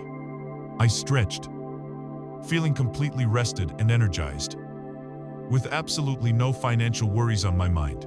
My only decision was whether to have my cappuccino on the terrace overlooking the vineyards or at the small cafe in the town square. I remember walking down the cobblestone street, feeling the warm sun on my skin, smelling the aroma of fresh pastries from the bakery. The feeling of absolute freedom, of knowing my investments and businesses are working for me, is just incredible. The rest of the day was filled with exploring, laughing, and eating delicious food, without once looking at a price tag. You continue this story throughout your day, infusing it with as much sensory detail as possible. What did you see? What did you hear? What did you smell, taste, and touch? Who were you with? What conversations did you have? You write all the way to the end, perhaps concluding with, as I lay my head on the pillow tonight, I am overcome with a feeling of deep satisfaction and overwhelming gratitude for this beautiful, free, and abundant life I am living. It is crucial to understand the true purpose of this exercise. You are not writing the script to control the universe or to dictate every minute detail of how your desire must unfold. The universe's ways are far more creative and efficient than your conscious mind can conceive. The purpose of scripting is entirely internal. It is a form of focused meditation, a psychological and vibrational tool designed to help you get into alignment with your desire. You are immersing your consciousness so deeply in the experience of your wish fulfilled that you begin to generate the authentic feeling, the actual vibration of that reality. Once you have successfully done that, once you have felt the thrill of your new life as you write it, the work is done. You can put the pen down, close the notebook, and let go, trusting that you have successfully placed your order with the universe. You have created the mold, and now the universe will fill it. Scripting is a powerful waking technique, a way to consciously and deliberately impress your new story upon your mind while you are alert and focused. But there exists a uniquely potent state of consciousness, a magical twilight period where the veil between the conscious and subconscious mind is at its thinnest. It is a state where the fierce guard dog of your analytical mind is drowsy and can be easily bypassed, allowing your intentions to be planted directly into the fertile soil of the subconscious. This state is a gift, given to you twice a day, and it is the perfect time to impress your assumptions upon the universe. This is the state akin to sleep. We have learned to give our assumptions form and focus through the powerful act of scripting, writing our desired reality into being. This is a formidable technique for the waking, conscious mind. But the ancient wisdom and the modern understanding of the human mind both point to a uniquely potent window of opportunity. A sacred twilight state where the conscious mind and the subconscious realm draw close and whisper to one another. This is a time when the fierce gatekeeper of your limiting beliefs is drowsy, and the door to the treasure house of creation stands open. This is the state you enter every single night as you drift from wakefulness into slumber. Neville Goddard called it the state akin to sleep, or SATS, and mastering it is like discovering the secret key to the garden of your mind. To understand why this state is so powerful, we must understand the rhythm of the mind. During your busy day, your brain operates primarily in a beta brainwave state. This is the state of alertness, of logical thinking, of analysis, and, unfortunately, of stress and worry. In this state, your conscious mind acts as a vigilant gatekeeper, critically examining every piece of information. If you try to introduce a new idea that contradicts its established programming, like "I am wealthy," the gatekeeper immediately rejects it, pointing to the evidence of your bank account and calling you a liar. Trying to force a new belief past this guard is often an exhausting and fruitless battle. However, as you begin to relax and prepare for sleep, your brainwaves naturally slow down, moving from beta into a gentle alpha state, the state of light, meditation, and relaxation. And as you drift further toward slumber, you enter the magical theta state. Theta is the realm of deep hypnosis, of profound creativity, and it is the dominant brainwave state of children under the age of 7. It is a state of pure receptivity. In theta, the analytical gatekeeper is half asleep. Its critical judgment is suspended. It is in this drowsy, suggestible, dreamlike state that the veil between the conscious and subconscious is at its thinnest. An idea that would be instantly rejected in the harsh light of day can be gently guided into the fertile, unquestioning soil of the subconscious mind. Think of it like this. Imagine a farmer who has the most precious, life-altering seeds in his possession. He has 2 fields in which to plant them. The first field is a patch of hard, dry, sun-baked concrete. This represents the analytical beta mind of your waking day. The foolish farmer spends all his time on this field. He throws his seeds onto the concrete. He shouts at them. He begs them to grow. But they simply bounce off or get carried away by the wind. He works tirelessly, but his efforts are wasted because he is planting in an unreceptive environment. Now, imagine his second field. This field is a plot of rich, dark, perfectly tilled, and moist soil. It is utterly fertile and ready to bring forth life. This represents your subconscious mind in the state akin to sleep. The wise farmer ignores the concrete. He knows the secret. He waits until the conditions are perfect. In the quiet of the evening, he goes to his fertile soil, and with a gentle, loving intention, he places a single, potent seed into the receptive earth. He doesn't force it. He simply places it there, knowing the soil will do the rest. He trusts the process. The one who masters SATS is this wise farmer. So, how do we practice this elegant and powerful technique? It is a simple, meditative act, best performed as you are lying in your bed, ready to fall asleep for the night. The first step is to get clear on your desire, and then to construct a very short, simple, an imaginary scene that implies your wish has already been fulfilled. This is the most crucial part. The scene should not be about getting the desire. It must be a moment that takes place after the desire has become a fact. The scene should be no more than 3 to 5 seconds long, and it should be something you can loop easily. For instance, if your desire is for marriage, do not imagine the wedding ceremony, which is a future event. Instead, imagine the simple, sensory act of feeling a wedding band on your finger. You can feel its weight, its smoothness. You can see it glint in the light. This simple act implies the entire story. You are already married. If you desire a specific job, do not imagine the interview. Imagine a friend shaking your hand and saying, "Congratulations on the new job." Hear their voice. I feel the grip of their hand. That short scene implies you already have it. If you desire to be healed, do not imagine the process of healing. Imagine yourself performing an action that you would only be able to do if you were already perfectly healthy. Like effortlessly running up a flight of stairs or swinging a tennis racket with joy. The second step is to get into bed and begin to induce the state. Relax your body completely. Take a few deep, slow breaths. Let go of the thoughts of the day. Allow your body to become heavy and still. You are inviting the drowsy, floating, theta state. You will know you are entering it when your thoughts begin to feel a bit more random and dreamlike, and your body feels distant. The third step, once you are in this relaxed, drowsy state, is to begin looping your short, imaginary scene. Play it in your mind's eye, over and over again, like a short film clip on repeat. If it is the ring on your finger, you feel it there. You see it. You turn your hand. You feel it again. If it is the friend's congratulations, you hear their voice. You feel their handshake.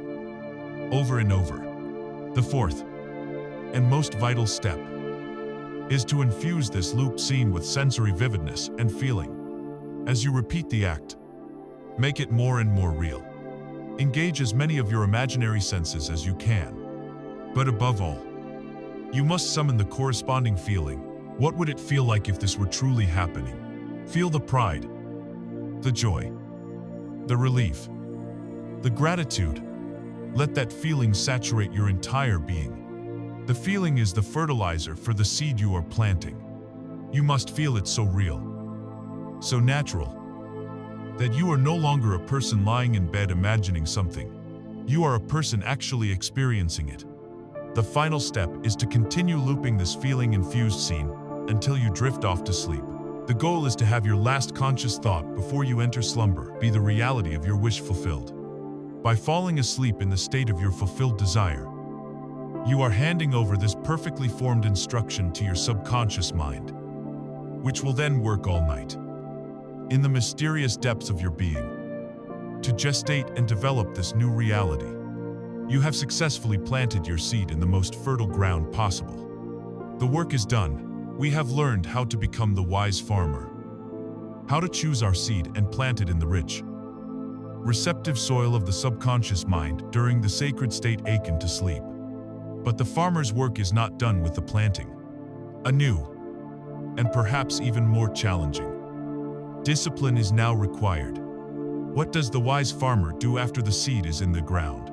He does not dig it up every morning to check if it's sprouting. He does not flood it with water out of anxiety. He trusts the seed. He trusts the soil. And he trusts the laws of nature. He must now leave it alone. We, too, must learn this sacred act of trust. We must master the paradoxical art of letting go. We have now learned the sacred and potent art of planting a seed in the fertile garden of the subconscious mind. We have scripted our desires. We have entered the state akin to sleep. And we have impressed upon the universal consciousness the reality of our wish fulfilled. We have become the wise farmer who has placed a precious seed into the most perfect soil. The seed is now in the ground. The creative act has been completed. And here we arrive at the most subtle, the most paradoxical, and for many, the most challenging step in the entire creative process. We must now learn the art of letting go.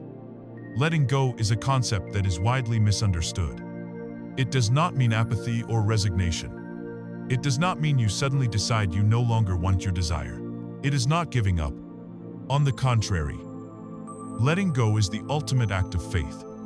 It is the confident and peaceful release of the how, the when, and the where. It is the conscious decision to drop the struggle, to release the anxious tension, and to stop desperately needing the outcome to prove that the law works. Letting go is the transition from being the anxious gardener to being the trusting landowner who knows that the laws of nature are perfect and that the seed, once planted correctly, will inevitably sprout. The necessity of letting go is not just a philosophical ideal. It is a vibrational imperative. When you successfully perform an act like SATS, you are calibrating your energy to the high frequency of your wish fulfilled.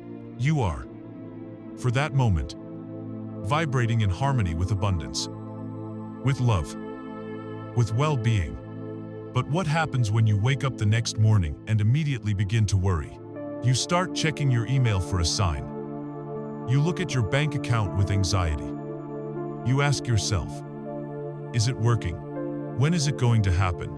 Why haven't I seen any proof? In that moment of doubt and worry, you are immediately dropping your vibration back down to the low frequency of lack and not having. You are sending a chaotic, contradictory signal to the universe. It is like carefully tuning your radio to the classical music station, only to immediately and frantically switch the dial back to the static-filled frequency of a station that is out of range. You cannot tune to two different stations at once. Clinging, worrying, and checking for results are acts of profound disbelief. They are a vibrational declaration that you don't truly believe the seed has been planted. And this anxious energy effectively neutralizes the powerful creative work you have already done. To truly understand the feeling of confident detachment, consider the simple, everyday act of ordering something from a major, trusted online retailer. You browse the website. You find the exact item you want. You add it to your cart, and you proceed to checkout. You enter your payment information and your shipping address with care. You click the final confirm order button. In that moment, the order is placed. This entire process represents your creative work, your scripting, your SATS, your clear intention. Now, what is your state of mind in the hours and days that follow? Do you panic? Do you call the company's customer service line every 10 minutes, frantically asking, "Did you get my order? Have you packed it yet? Where is the delivery truck right now?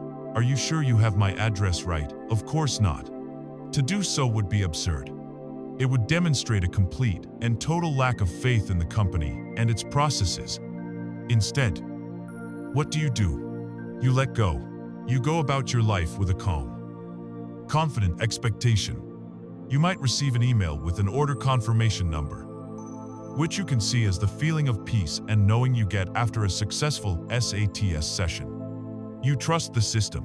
You trust that in a vast, unseen warehouse, a series of perfect events is taking place. Your order is being processed. An employee is picking your item from a shelf. It's being packed into a box. A shipping label is being printed, and it's being placed on a truck. You don't need to know the name of the employee or the license plate of the truck. You have relinquished the need to control the logistics. You simply trust the process and expect your package to arrive at your door. This is the exact state of mind we must cultivate with our desires. The universe, your higher self, the subconscious mind, whatever name you give to this infinite intelligence, is the most powerful and efficient logistics company in existence. Once you have properly and feelingly placed your order, your job is to get out of the way. Your job is to trust that the cosmic warehouse is processing your request. The moment you start worrying about the how and the when, you are energetically running down to the warehouse, banging on the doors, and disrupting the entire delivery process. Letting go is the ultimate sign that you truly believe your order has been received and is on its way. This inevitably leads to the question, so, do I just do nothing? Do I sit on my couch and wait? This is where we must understand the critical difference between forced action and inspired action. Forced action comes from a place of doubt and lack. It is the feeling that I have to make this happen. It is hustling, striving, and struggling out of anxiety. It feels heavy, stressful, and desperate. This is the energy of someone who doesn't trust that their package is coming. so they try to drive to the warehouse themselves to intercept it. Inspired action, however, is the complete opposite. It arises naturally after you have let go. It comes from a place of trust, peace, and alignment. It doesn't feel like work at all. It feels like a light, effortless, and often joyful impulse. It's a sudden idea that pops into your head to call an old friend. It's a spontaneous urge to take a different route home from work. It's a curiosity that leads you to walk into a bookstore you've never noticed before. These nudges are the universe giving you your shipping updates. They are the gentle course corrections from your inner GPS. Inspired action is not something you have to plan or force. It's something you simply allow. It is the universe guiding you along the most efficient and often surprising delivery route. Your only job is to be still enough, to be present enough, to notice these gentle nudges and to follow them without resistance. Letting go is the fertile silence in which the planted seed can germinate. Undisturbed by the anxious hands of the gardener, it is the ultimate act of faith, a declaration of your trust in the unseen creative power within and around you.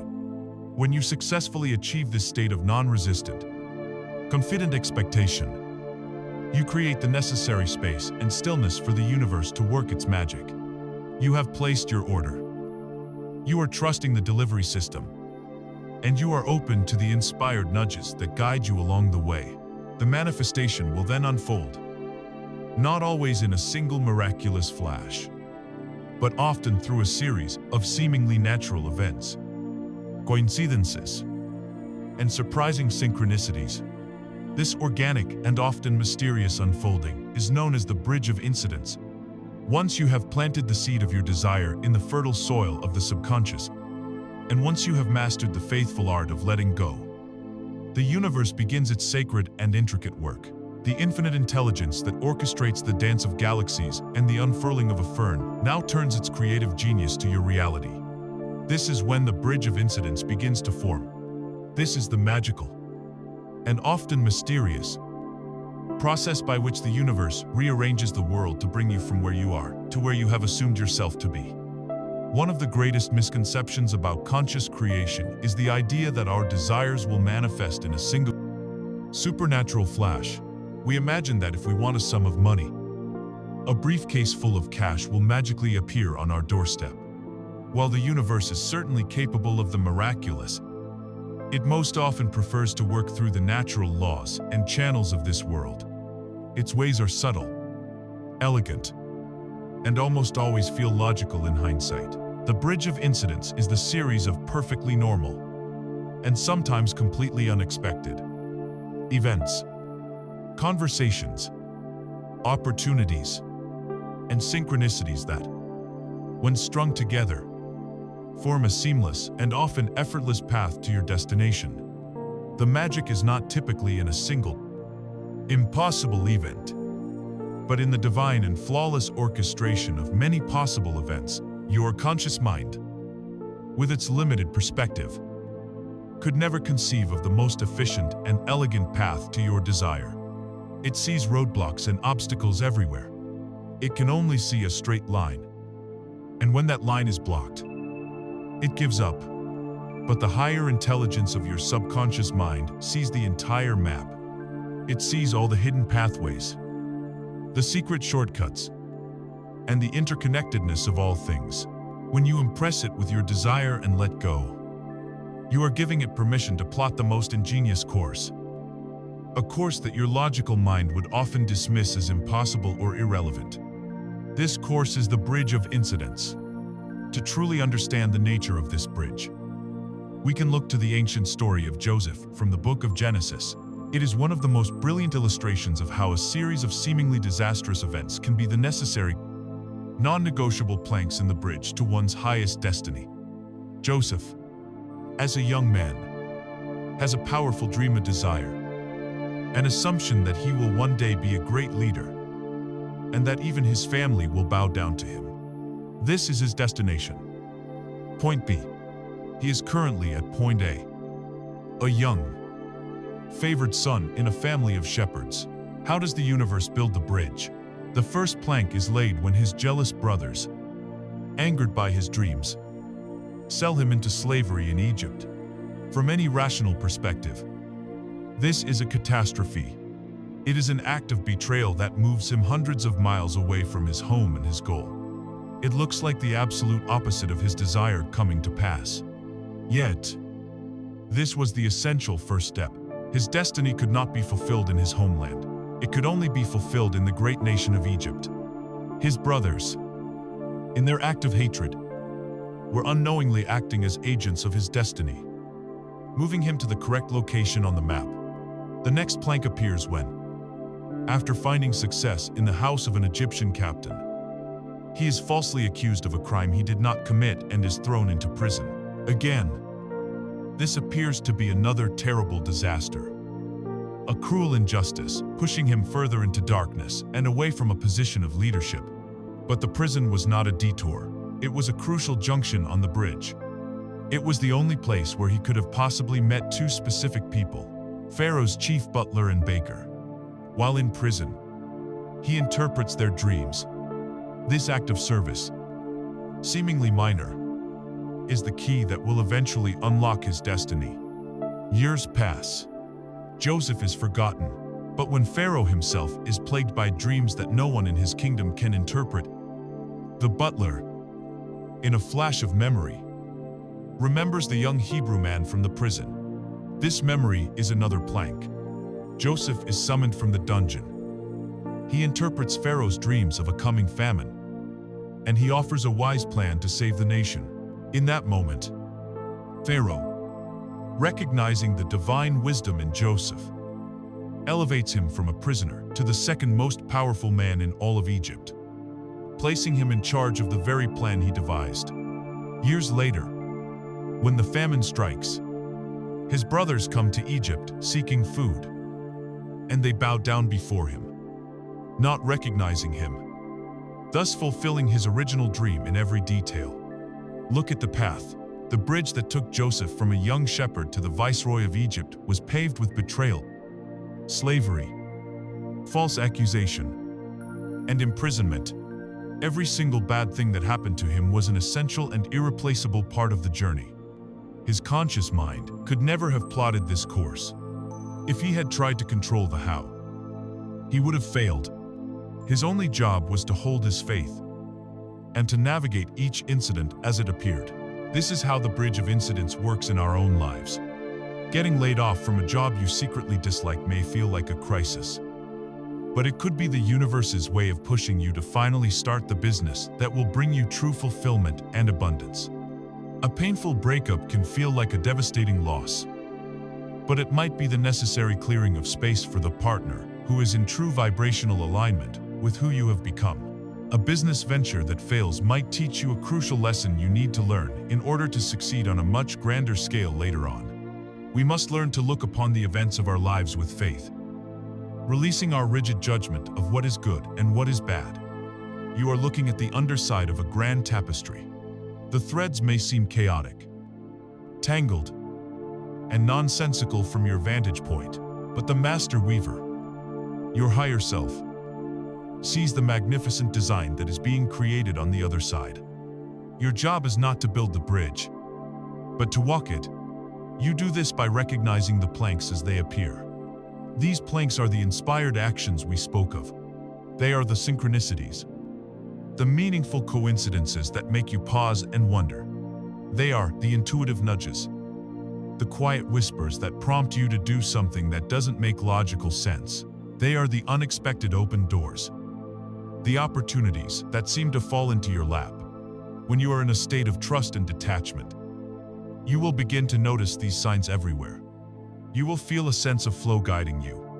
Your only task is to have the courage to walk onto the next plank, to follow the next nudge, to step through the next open door, even when you cannot see where the bridge ultimately leads. Navigating the bridge of incidents requires profound faith in the unseen, but sometimes, the events on this bridge are designed not just to move you through the external world, but to guide you through the uncharted territory of your own inner world. Sometimes, The bridge leads us directly into the heart of our deepest fears and our most disowned aspects. Not as a punishment, but as an opportunity for true mastery. To become the sovereign creator of our reality, we must be willing to walk these darker paths and face the parts of ourselves we have long kept hidden. We must be willing to face and integrate our shadow self. As we walk the bridge of incidents, trusting the flow of life to carry us toward our assumed reality, we will find that the journey is not always one of smooth, easy steps. Sometimes, the bridge leads us into uncomfortable territory. We encounter people who trigger a deep and visceral anger in us. We face situations that bring our most profound fears to the surface. We may judge these moments as setbacks, as evidence that something is wrong. But from a higher perspective, these challenging encounters are not obstacles. They are divine appointments. They are mirrors, held up by the universe, reflecting back to us the parts of ourselves that we have disowned, denied, and cast into darkness. To become a true and whole creator, we cannot simply focus on the light. We must have the courage to turn inward and embrace our shadow self. The concept of the shadow self, most famously explored by the pioneering psychologist Carl Jung, refers to the disowned parts of our own consciousness. It is the invisible bag we all carry, filled with every aspect of our personality that we deemed unacceptable at some point in our lives. Usually in childhood, when we expressed our anger and were told, "Nice children don't get angry," that anger went into the shadow. When we were bold and assertive and were told not to be bossy, our personal power went into the shadow.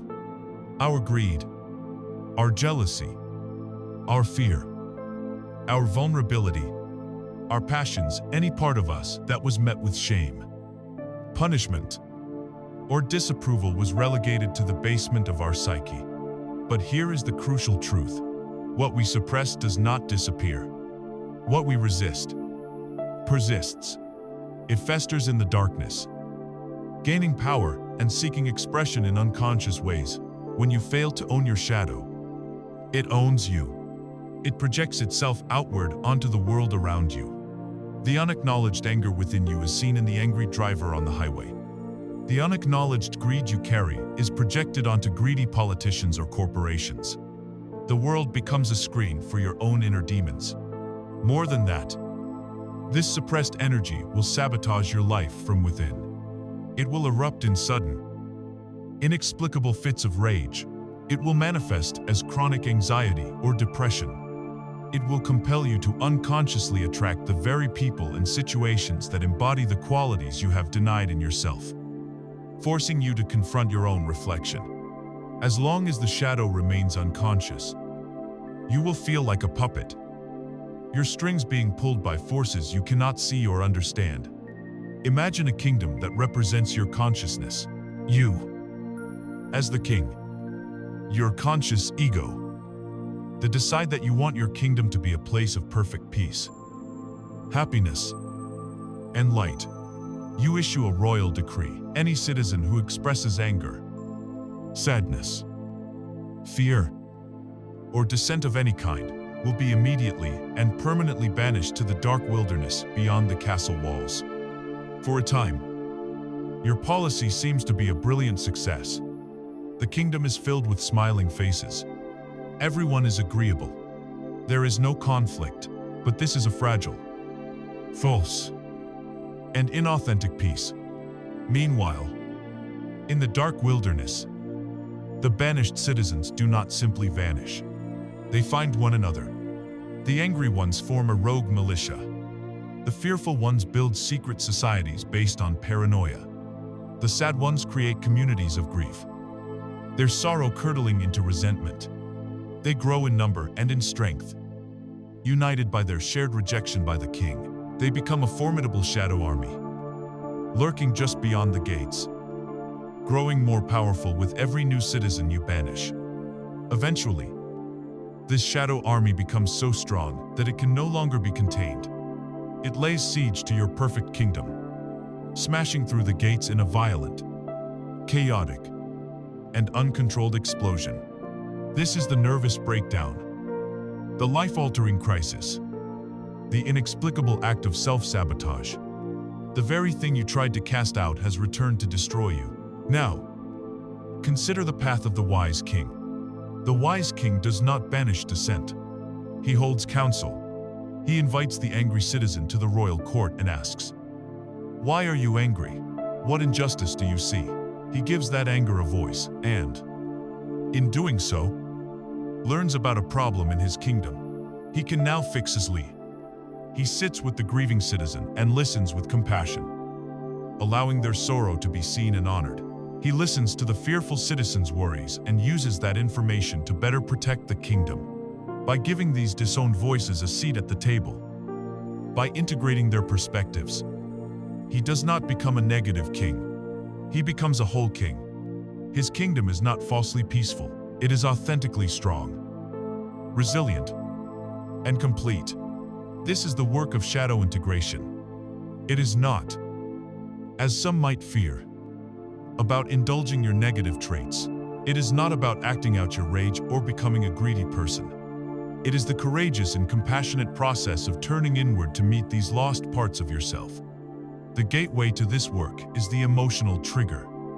The next time someone makes you unreasonably angry, judgmental, or fearful, recognize it as a sacred signal. Instead of blaming the external person, pause and ask the brave question, this person is a mirror. What part of me are they reflecting? Withdraw the projection from them and turn your focus inward. Find the feeling in your body. Where does the anger live? Where is the knot of fear? And instead of pushing it away, simply be with it. Acknowledge its presence with compassion, as you would a crying, frightened child. You can even speak to it internally. Ask it, "What is it that you want me to know? What are you trying to protect me from?" You will discover that every shadow aspect, no matter how negative it seems, was born from a positive intention. Usually, the intention to keep you safe. Your rage was born to protect your boundaries. Your fear was born to keep you from harm. When you can sit with these energies without judgment, they begin to soften, and within every shadow lies a nugget of gold. A piece of your own power that you exiled long ago. When you integrate your anger, you reclaim the power of healthy boundaries and assertiveness. When you integrate your fear, you reclaim the gifts of wisdom, intuition, and discernment. When you integrate your greed, you reclaim the energy of healthy ambition and the desire for a better life. By embracing the darkness, you don't become darker. You become more whole. You bring your lost power back into the light of your conscious awareness. You stop being a fragmented kingdom at war with itself and become an integrated, sovereign creator. This work of integrating our shadow is essential for creating a life of authenticity and power. It heals the wounds of our past and allows us to become more whole and present in each moment. It stops us from being puppets, forever reacting to the unhealed parts of our history. And this focus on wholeness in the present moment is key, because our entire journey of creation, from planting the seed of desire to navigating the bridge of incidents, is often complicated and distorted by our perception of time. To truly grasp the fullness of our creative power, we must now be willing to dismantle one of the most persistent illusions of the human mind, the illusion of linear time. In our journey to become whole, we have learned to walk the bridge of incidents with faith and to embrace the disowned parts of our shadow self. This work of integration brings us into a state of greater power and authenticity, and it anchors us firmly in the only place where life ever truly happens, the present moment. But to fully unlock our creative potential, we must now confront and dismantle one of the most powerful and persistent illusions that governs human consciousness. An illusion so deeply ingrained that we mistake it for reality itself. We must awaken from the dream of linear time. From the moment we are born, we are taught to perceive life as a straight line, a one-way street stretching from a fixed past, through a fleeting present, and into an unknown future. We are conditioned to believe that the past is a solid, unchangeable entity that defines us. a collection of memories and events that have shaped who we are.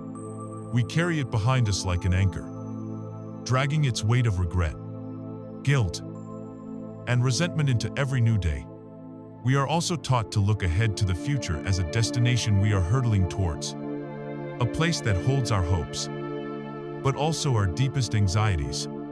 We sacrifice the reality of today for the promise or the threat of tomorrow. We live our lives straddling this imaginary line, our consciousness rarely ever settling in the one place where our power truly exists, the eternal now. Let us examine this illusion more closely. Where is the past right now? You cannot go to it. You cannot touch it or hold it.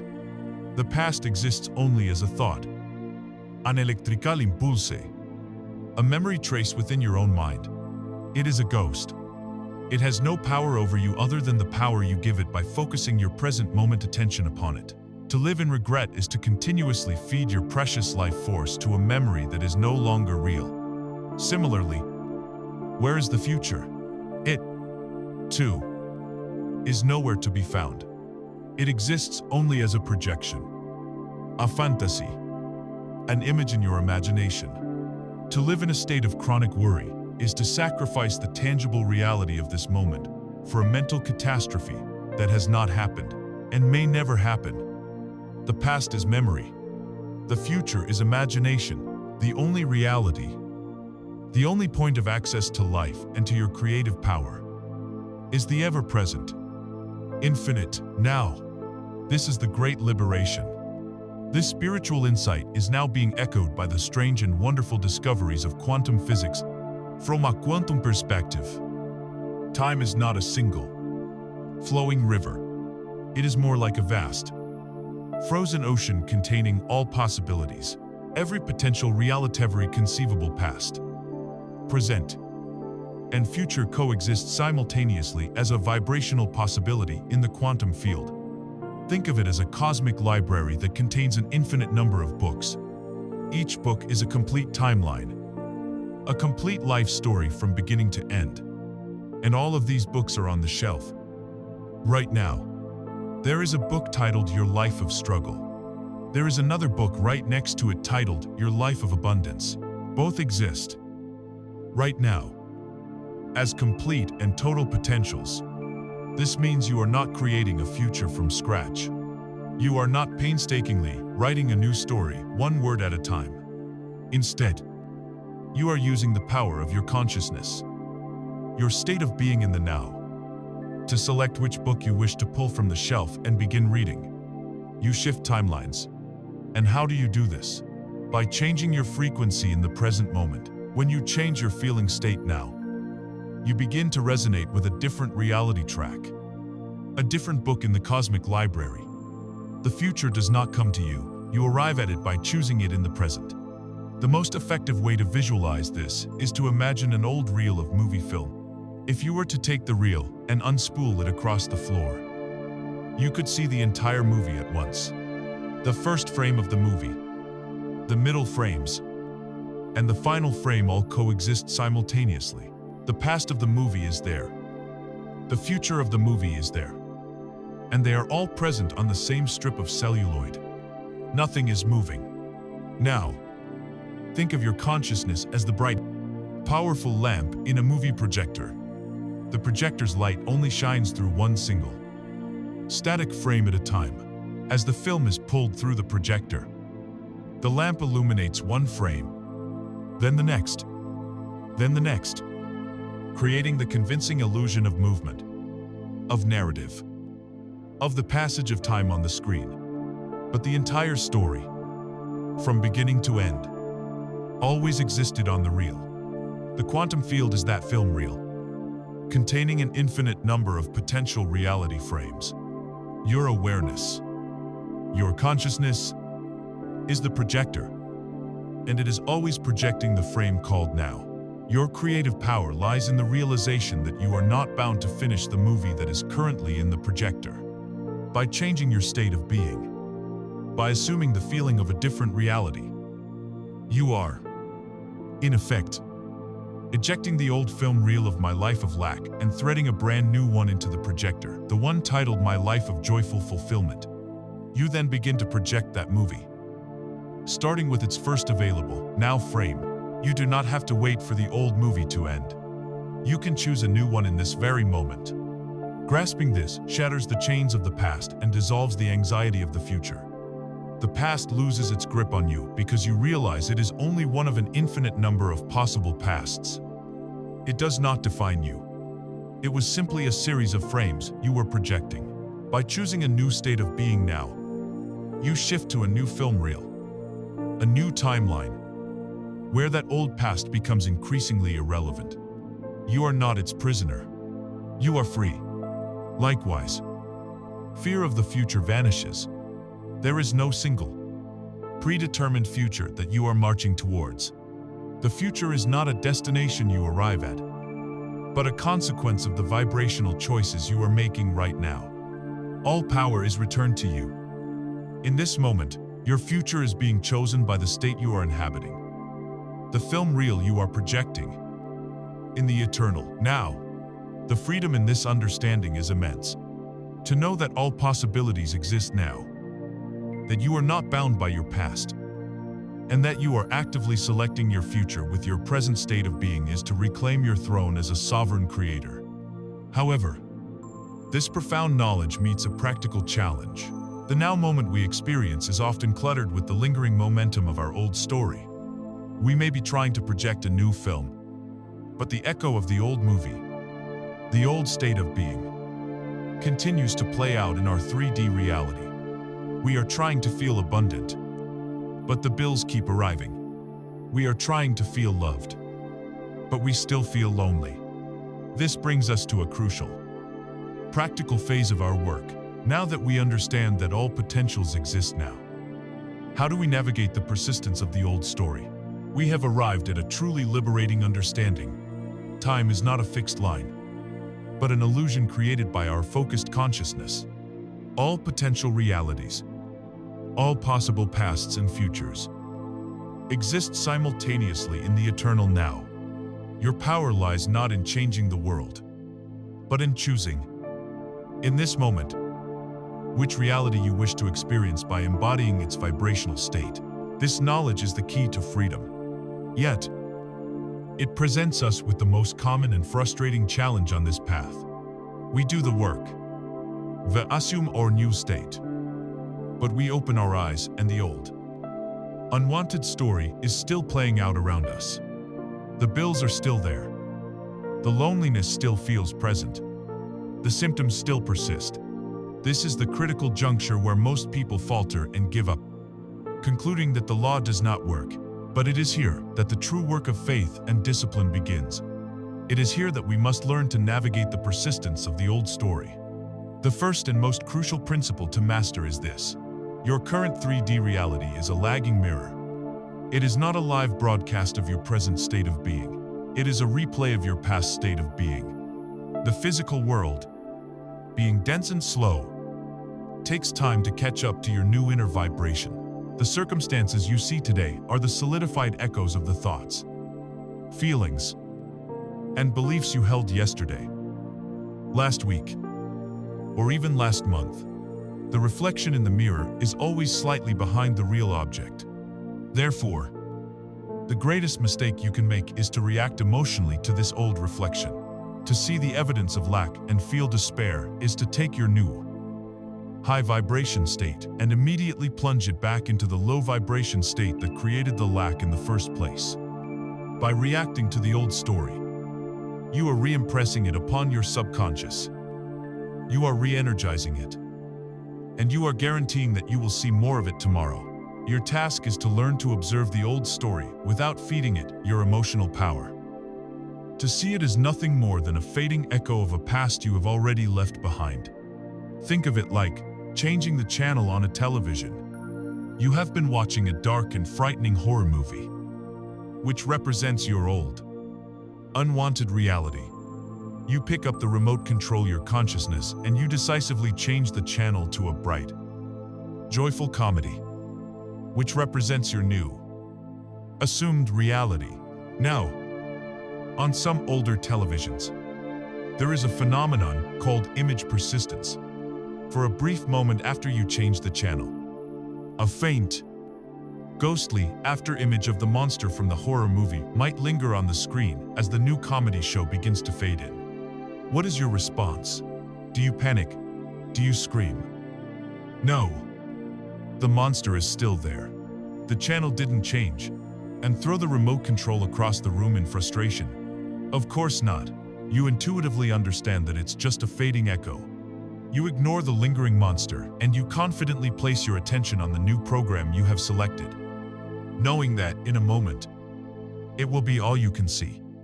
Your 3D reality is that fading after-image. When you have changed your inner channel, the ghosts of the old story may linger for a short while. Your job is not to panic. Your job is to starve the ghost of your attention and feed the new reality with your focus. To do this effectively, we employ two powerful and disciplined techniques. The first is the practice of a mental diet, a concept taught brilliantly by the mystic Neville Goddard and his contemporary, Emmett Fox. A mental diet is exactly what it sounds like. You become as careful about the thoughts you consume as a disciplined athlete is about the food they eat. It is the conscious and deliberate refusal to entertain thoughts, feelings, or internal conversations that contradict your new, assumed reality. This is not about suppressing thoughts. What you resist persists. It is about choosing not to engage. When a negative thought arises, as it inevitably will, such as, "This is never going to work," you simply notice it without judgment. You see it as a relic of the old programming. You do not argue with it. You do not fear it. You simply let it float by and gently but firmly return your attention to the feeling of your wish fulfilled. It is like training a puppy. The puppy will wander off again and again. And you don't beat it. You just patiently and persistently bring it back to the place you want it to be. This is a practice of profound mental discipline, of choosing your inner climate, regardless of the outer weather. The second, even more profound technique, is the art of revision. This is the practice of actively rewriting your past. Since we know the past exists only in our imagination, we have the sovereign power to change it there.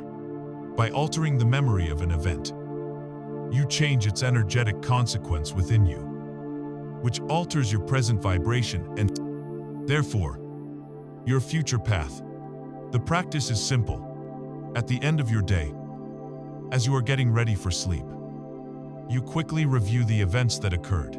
If there was any conversation, any event, any moment that was unpleasant or contrary to what you would have wished, you do not dwell on it in anger or regret. You revisit it. You replay the scene in your imagination. But this time, you rewrite it to conform to your ideal. If you had an argument with a loved one, you revise the scene so that it ends in a loving embrace and a perfect understanding. If you received a bill that caused you anxiety, you revise the scene and imagine that it was actually a check for the same amount.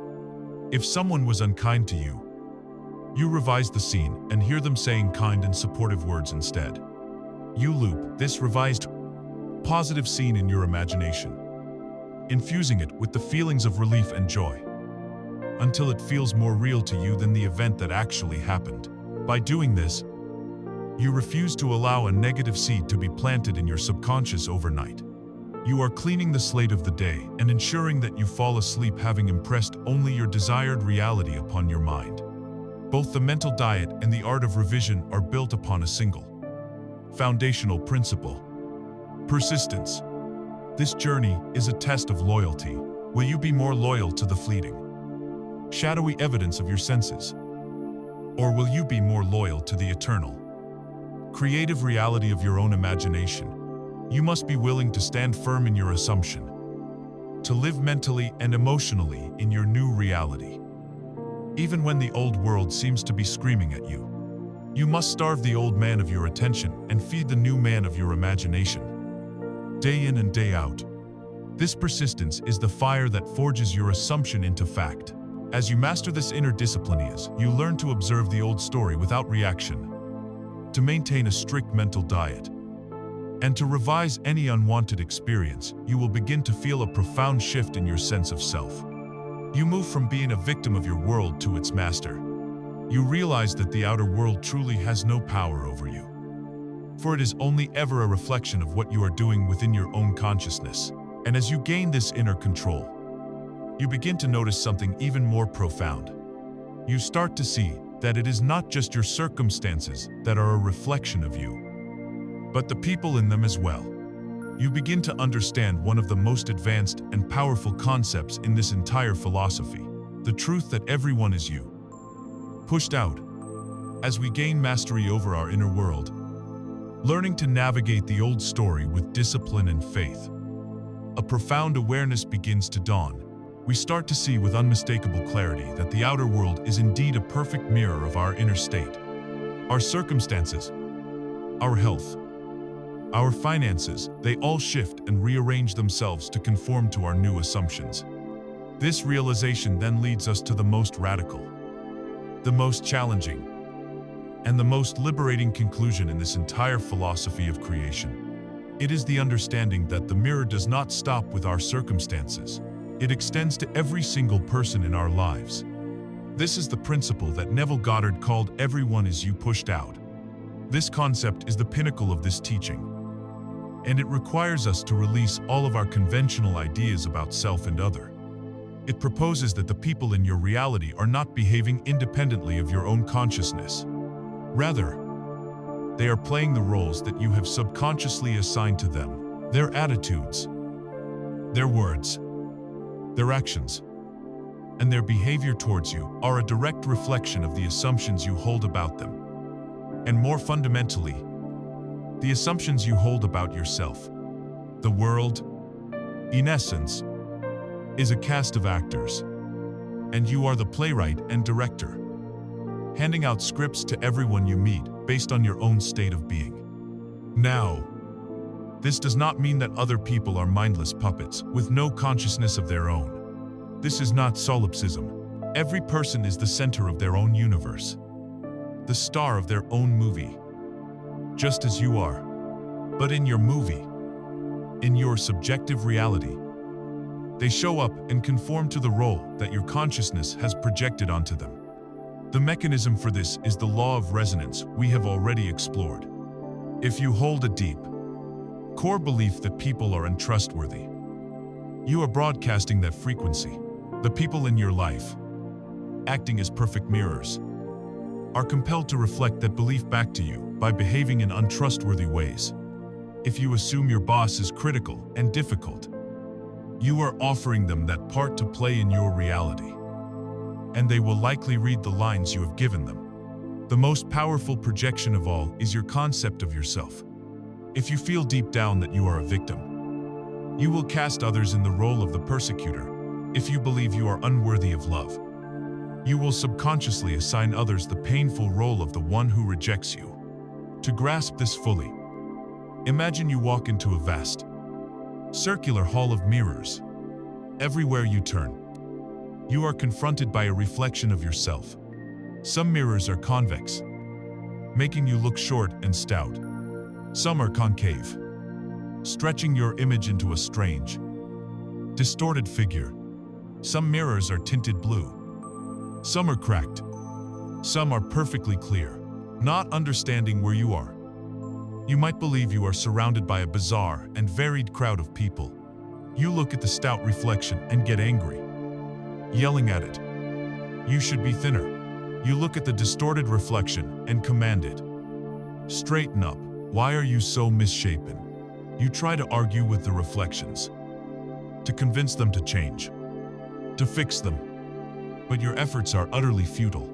The reflections can do nothing but perfectly mirror back your own form and your own angry, frustrated state. Then, you have a moment of awakening. You realize you are in a hall of mirrors. You understand that every person you have been arguing with is simply a reflection of yourself, seen from a different angle. With this realization, your entire strategy changes. You understand that to change any reflection, you must change the source. To make the angry reflection smile, you yourself must smile. To make the slumped reflection stand tall, you must straighten your own posture. The work is no longer external, it is entirely internal. Our world is this hall of mirrors. Every person in our life is a mirror, reflecting back to us an aspect of our own consciousness. The critical boss is a mirror for your own inner critic or your fear of authority. The uncommunicative partner is a mirror for your own emotional unavailability or your deep-seated belief that you are not worth listening to. The friend who betrays you is a mirror for your own beliefs about trust or your own disowned capacity for betrayal. When you truly grasp this, it stops you in your tracks. It silences the game of blame forever. This understanding is the secret to healing and transforming every relationship in your life. The first step is the most liberating. You stop trying to change other people. You realize the absolute futility of trying to fool, cajole, or manipulate another person into being different. You take your energetic hands off of them. You understand that you have been trying to scrub the reflection in the mirror. Instead of washing your own face, the work becomes entirely internal. If you desire a specific person to be more loving and supportive, you stop demanding it from them or complaining about their lack of affection.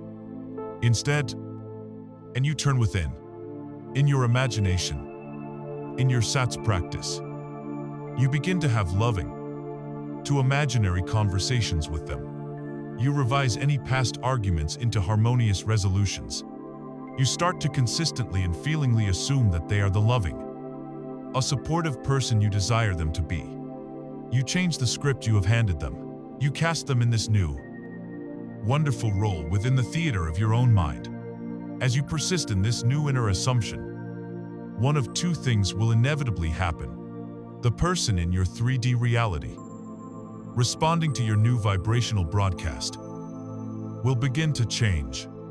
They will start to conform to your new assumption, becoming softer, more loving, and more supportive, often with no conscious awareness of why their attitude has shifted. Or, if they are not a vibrational match for that loving role, they will gently and often harmoniously drift out of your life, making space for someone else who can and will perfectly play the part you have now created. The outer world of form must, by law, conform to the inner world of consciousness. This is the peak of radical responsibility. It means there is no one to blame. There is no one to forgive but yourself for your past assumptions. There are no villains in your reality. Only co-stars who have been faithfully playing the parts you assigned them. If you do not like the play, you do not fire the actors, you rewrite the script. This is the ultimate freedom. It means that no matter how someone is currently appearing in your life, you have the power to change that experience by changing yourself. You are the sole author of your experience of others. Living with the awareness that everyone is you pushed out requires immense faith.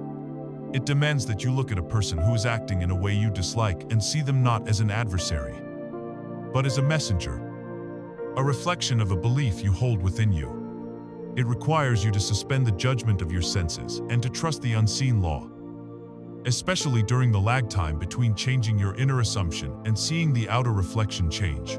This period of holding true to your new inner reality, even when the old one is still playing out, is the ultimate spiritual trial. It is the final test of faith. To live with the awareness that everyone in your world is a projection of your own consciousness is the final frontier of personal responsibility.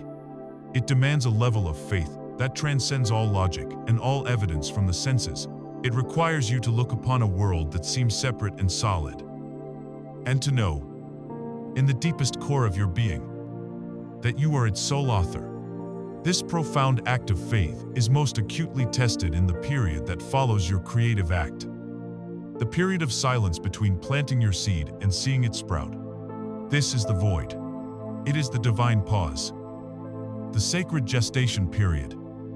And successfully navigating it is the ultimate test of faith. After you have done your inner work, after you have assumed your new reality and successfully fallen asleep in the feeling of your wish fulfilled, you will often awaken to a world that looks exactly the same. This is the moment where doubt, the great enemy of creation, begins to creep in. Your rational mind will begin its assault. Nothing happened. It was just your imagination. Look around. Everything is still the same. This period, whether it lasts for days, weeks, or even longer, is the crucible in which your faith is forged into an unshakable knowing. It is not a sign that your prayer was not heard. It is a necessary and divinely intelligent part of the process. This time lag is essential for two reasons. First, the universe needs this time to orchestrate the bridge of incidents. Reality is a complex, intricate tapestry. For your desire to manifest, people may need to be moved. Opportunities may need to ripen, and situations may need to align in a perfect, divine choreography that your conscious mind could never fathom. The infinite intelligence is at work, rearranging the set pieces of your world for the grand reveal. The second reason, and arguably the more important one, is that this period is for you. It is the cocoon in which you must transform into the person who is a vibrational match for your desire. You cannot manifest a reality of great wealth while still harboring a deep consciousness of poverty. You cannot attract a secure, loving relationship if your inner state is one of insecurity and unworthiness. The void is the time when your nervous system recalibrates, when your old thought patterns are starved and new ones take hold, when your self-concept truly shifts to align with the new reality you have claimed. The outer world is simply waiting for your inner world to become a stable, domino home. There is a beautiful story that illustrates this principle perfectly, the story of the Chinese bamboo tree. When a farmer plants the seed of this remarkable tree, he must tend to it with daily care. He waters it, fertilizes it, and protects the soil. At the end of the first year, nothing has happened. There is no visible sign of growth. He continues this patient labor for a second year. Still, nothing. A third year passes. Then a fourth. His neighbors, who planted crops that yielded a quick harvest, might mock him. They see him watering and tending a patch of empty dirt and call him a fool. This is the creator in the void, holding faith in an unseen reality, while the 3D world offers no proof. Then, sometime during the 5th year, a tiny green sprout finally breaks through the soil. And what happens next is astonishing. In a period of just 6 short weeks, the Chinese bamboo tree shoots up to a staggering height of 90 feet. The question is this: did the tree grow 90 feet in 6 weeks? Or did it grow for 5 years? The answer, of course, is that it grew for 5 years. For 4 of those years, while the surface remained barren, a miracle was happening underground. A massive, complex, and powerful root system was spreading through the earth. A foundation strong enough and wide enough to support the incredible, rapid growth that was to come. Without those 4 years of unseen development, the sudden upward growth would be impossible. Your time in the void is your period of building your roots. You are strengthening your faith, solidifying your new self-concept, and creating the vibrational foundation necessary to sustain your magnificent desire when it bursts forth into your world. During this time of root building, the weeds of doubt, fear, and impatience will try to take hold. They are the great adversaries of this phase. You will be tempted to dig up your seed to see if it's growing, an act which always kills it. The way to navigate this is not through struggle, but through a gentle and persistent return to faith. When fear arises, you acknowledge it, and then you gently return your mind to the feeling of the wish fulfilled. You remember the promise, you trust the process, and the universe, in its infinite grace, will often send you encouragement along the way. The void is not always silent. It is often punctuated by little winks and reassurances, signs and synchronicities that let you know your order has been received and is being processed. You may suddenly hear a song on the radio whose lyrics speak directly to your desire. You might see repeating number sequences, like 1111 or 444, which many interpret as signs of alignment. You might overhear a conversation between strangers that contains the exact answer to a question you were pondering. These are not your manifestation itself, but they are the universe's shipping notifications, telling you, I have heard you. Your package is on its way. The key is to receive these signs with a quiet, grateful heart, but not to desperately go looking for them. To hunt for signs is to come from a place of doubt. Simply notice them when they appear. Smile. Say a silent thank you, and let them bolster your faith. The most powerful tool you have to remain in a high, receptive vibration during this waiting period is the practice of gratitude. Gratitude is the frequency of receiving. First, practice gratitude for the life you have now. By appreciating what is already in your world, you shift your focus from lack to abundance, which raises your vibration instantly. But the most potent form of gratitude is to give thanks for your desire as though it is already a physical fact. Before you go to sleep, feel and say, thank you so much for my perfect health. I am so grateful. Thank you for the incredible, loving partner in my life. Thank you for the overwhelming financial abundance that flows to me so easily. To be grateful for something before you can see it is the highest expression of faith. It is the signature of a master creator who knows that the unseen world of imagination is the true reality. When you successfully pass this test of faith, when you hold steady in your assumption through the silence of the void, when you have built your roots deep and strong, something remarkable happens. Your belief transforms. It ceases to be a fragile hope and it solidifies into a serene and unshakable knowing. You no longer feel the need to strive or to even think about your desire much anymore. Because you have so fully become the person who has it, you arrive at a state of profound inner peace, a state of rest. This is the promised land, spoken of by the mystics. This is the spiritual Sabbath.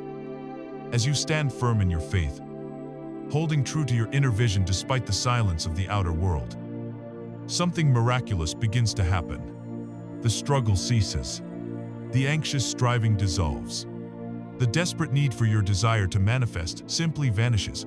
You have endured the test of the void, and you have emerged on the other side into a state of profound peace and quiet certainty.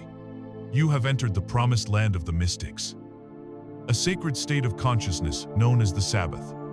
The concept of the Sabbath originates in the very first story of creation. In the book of Genesis, it is said that God labored for 6 days, creating the heavens and the earth, and on the seventh day, having completed his work and seen that it was good, he rested. This day of rest, the Sabbath, was not born of weariness. The infinite creator does not get tired. The Sabbath was a state of divine satisfaction, a conscious, voluntary cessation from creative work, born from the absolute knowing that the work was finished and creation was complete.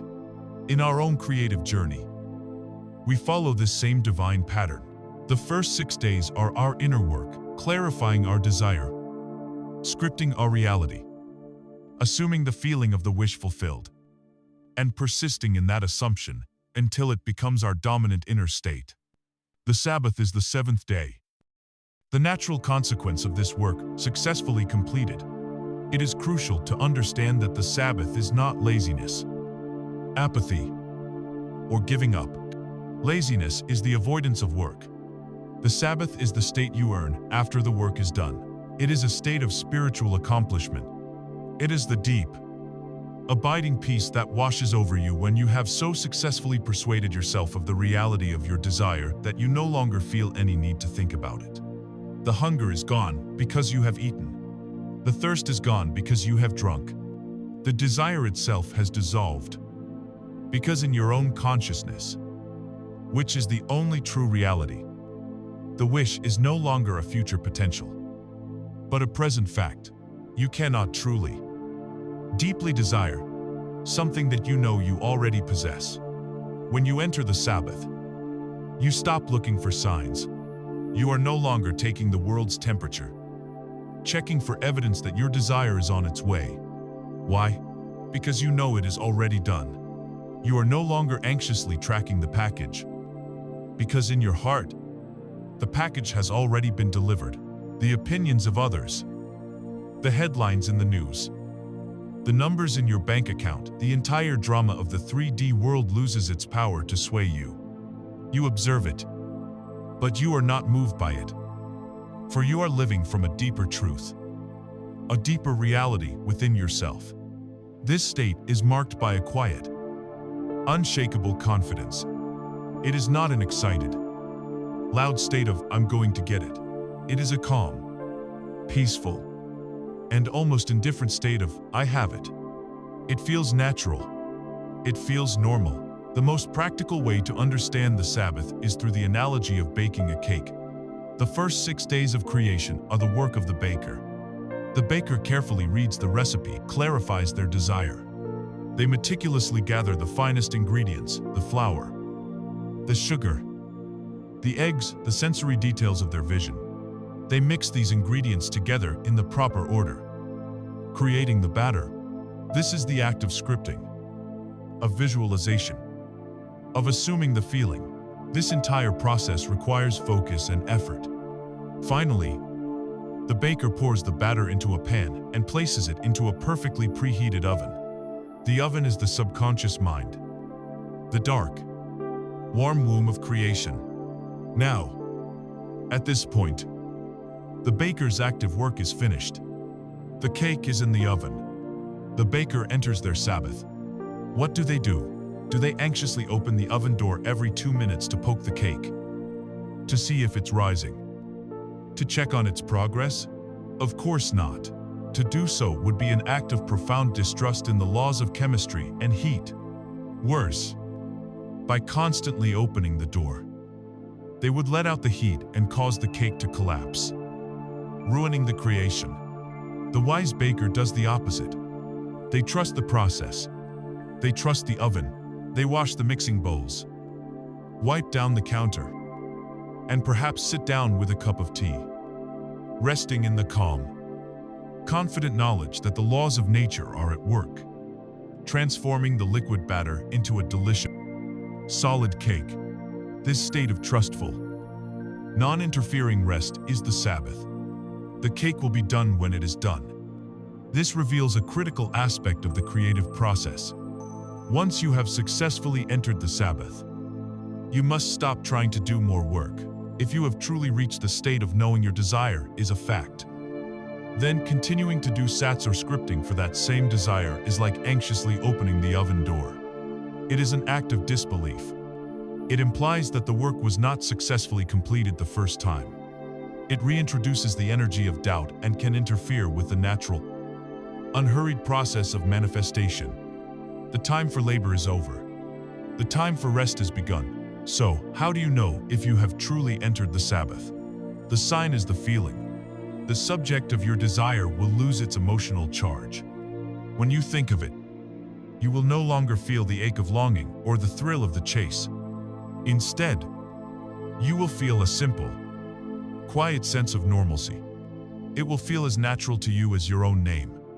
In fact, you may find you barely think of it at all, because your mind is no longer occupied with a problem to be solved. The question has been answered. The case is closed, and your attention is now free to move on to other things. This peaceful indifference is the true mark of faith. It is the feeling of a promise fulfilled. To achieve the Sabbath for a specific desire is a monumental step in your journey as a conscious creator. It is the proof to yourself that you have successfully used the law to move from a state of lack to a state of having. You have taken a desire, embodied it, and brought it to completion within your own consciousness. The only place where creation truly occurs. But this journey does not end with manifesting a single desire. The ultimate goal is not just to visit the Sabbath as a temporary vacation spot for one wish at a time. The ultimate goal is to make this state of peaceful, creative, and restful, knowing your permanent address, your natural state of being. The final step is to learn not just how to enter the Sabbath, but how to truly live in the end. We have walked the path of the Creator, from the initial spark of desire to the deep, restful peace of the Sabbath. To arrive at the Sabbath for a specific desire is to prove the law to yourself. To know with certainty that your inner work is complete and your manifestation is assured. This is a profound achievement. But the journey of mastery invites us to go one step further. The ultimate goal is not to simply visit the Sabbath as a temporary destination, but to take up permanent residence there. It is to move beyond the doing of techniques and to fully become the person who lives in the new reality so naturally, so effortlessly, that it is no longer a state you are assuming, but the very truth of who you are. This is the art of living in the end. Living in the end represents the final and most complete integration of your desire. It is the point where the new reality is no longer a costume you put on during your SATS practice or your scripting sessions. It has become your very skin. Your I amness, your fundamental concept of self, has been permanently rewritten. You no longer think of yourself as a person who is trying to be abundant. You simply are an abundant person. You no longer see yourself as someone who is seeking love. You are a beloved person, living in a world of love. The identity shift is total. The techniques we have discussed, visualization, scripting, SATS, revision, have done their sacred work. They are the scaffolding that was necessary to construct the new building of your self-concept. But once the building is complete, solid, and inhabitable, the scaffolding is no longer needed. It naturally falls away. The most perfect analogy for this process is that of learning a new language. When you first begin to learn, the process is clumsy and requires immense conscious effort. You carry a dictionary with you everywhere, constantly looking up words. These are your affirmations. When you try to speak, you must first formulate the sentence in your native tongue, and then painstakingly translate it, word by word, making sure the grammar and verb conjugations are correct. This is the mental effort of the techniques. The process is slow, unnatural, and you are acutely aware of your own incompetence. With persistent practice and immersion, you enter an intermediate phase. You can hold conversations, but you are still translating in your head. The mental machinery is still whirring, converting thoughts from your old language to the new one. This is akin to the creator who is successfully using the law but is still highly conscious of the effort, still doing the work. But then, if you persist long enough, a magical and profound shift occurs. One day, you realize you are no longer translating. You are thinking directly in the new language. You begin to dream in the new language. It flows from you effortlessly. It is no longer a foreign tool you are wielding. It has become an integrated part of your own consciousness. You have not just learned a language, you have become a bilingual speaker. This is what it means to live in the end. You have practiced assuming the state of abundance so persistently that you now naturally think from that state. Your spontaneous, unguarded thoughts are no longer about lack and worry. They are about opportunity, generosity, and ease. You have become fluent in the language of abundance. Your feelings and actions become automatically aligned with this new identity. Without conscious thought or effort, you don't have to try to feel grateful. Gratitude becomes your natural resting state. You don't have to force yourself to act from a place of security. You simply do, because that is who you now are. When you are truly living in the end, your relationship with the 3D world undergoes a radical transformation. You become completely non-reactive to the lagging mirror of your old reality. The old story loses all its emotional power over you. If a bill from your old life of lack appears in the mail, you don't feel a surge of anxiety. You might feel a flicker of detached curiosity, like looking at an old photograph of yourself with a haircut you no longer have. You see it. You acknowledge it as a relic of the past, and you let it go without it disturbing your inner peace. You are an observer of the old reality fading away, watching it as you would watch clouds drifting across the sky, knowing that the sun of your new reality is the permanent fixture. The struggle is over because the inner conflict that created the struggle has been resolved. This is the state of true self-mastery and sovereignty. You are no longer a victim of your thoughts, your feelings, or the circumstances of the world. You are the peaceful, conscious chooser of your state. And you recognize that your state is the only creative power, the feeling of being a player in a game, trying to figure out the rules, gives way to the serene knowing that you are the creator of the game itself. This is not about an inflated, arrogant ego. In fact, the frantic ego, with its needs and its fears, has been quieted. This is a state of peaceful, powerful alignment with the universal law of your own being. The law that states that your consciousness is the one and only reality. You have walked the full circle of creation. You began with a desire born of perceived lack. You used your imagination to assume the feeling of that desire fulfilled. You persisted through the darkness and doubt of the void. You rested in the peaceful certainty of the Sabbath. And now, you have fully emerged, transformed, living naturally and breathing effortlessly as the embodiment of your fulfilled desire. You have become the new man. When you master the art of living in the end, you don't just change your personal life. You are not just acquiring things or improving your circumstances. Your personal transformation is a part of a much grander, cosmic event. By moving from an unconscious reactor to a fully conscious creator, you become a luminous point of awareness for the entire universe. You become a conduit through which the one universal consciousness awakens to its own magnificent power and potential. Your personal victory is a victory for all of humanity. And for the cosmos itself, we have journeyed to the pinnacle of personal creation, to the serene and powerful state of living in the end.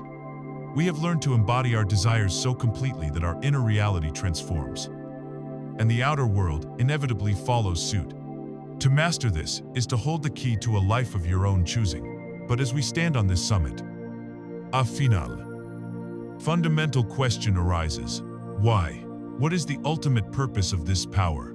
Is it merely a tool for acquiring better circumstances, for gathering more pleasant experiences and possessions? The final stage of this awakening is the realization that the power to create your reality is not just a means to a better life. It is the very purpose of life itself. The world conditions us to believe that the purpose of life is external. It is to achieve, to accumulate, to compete, to build a legacy of material things.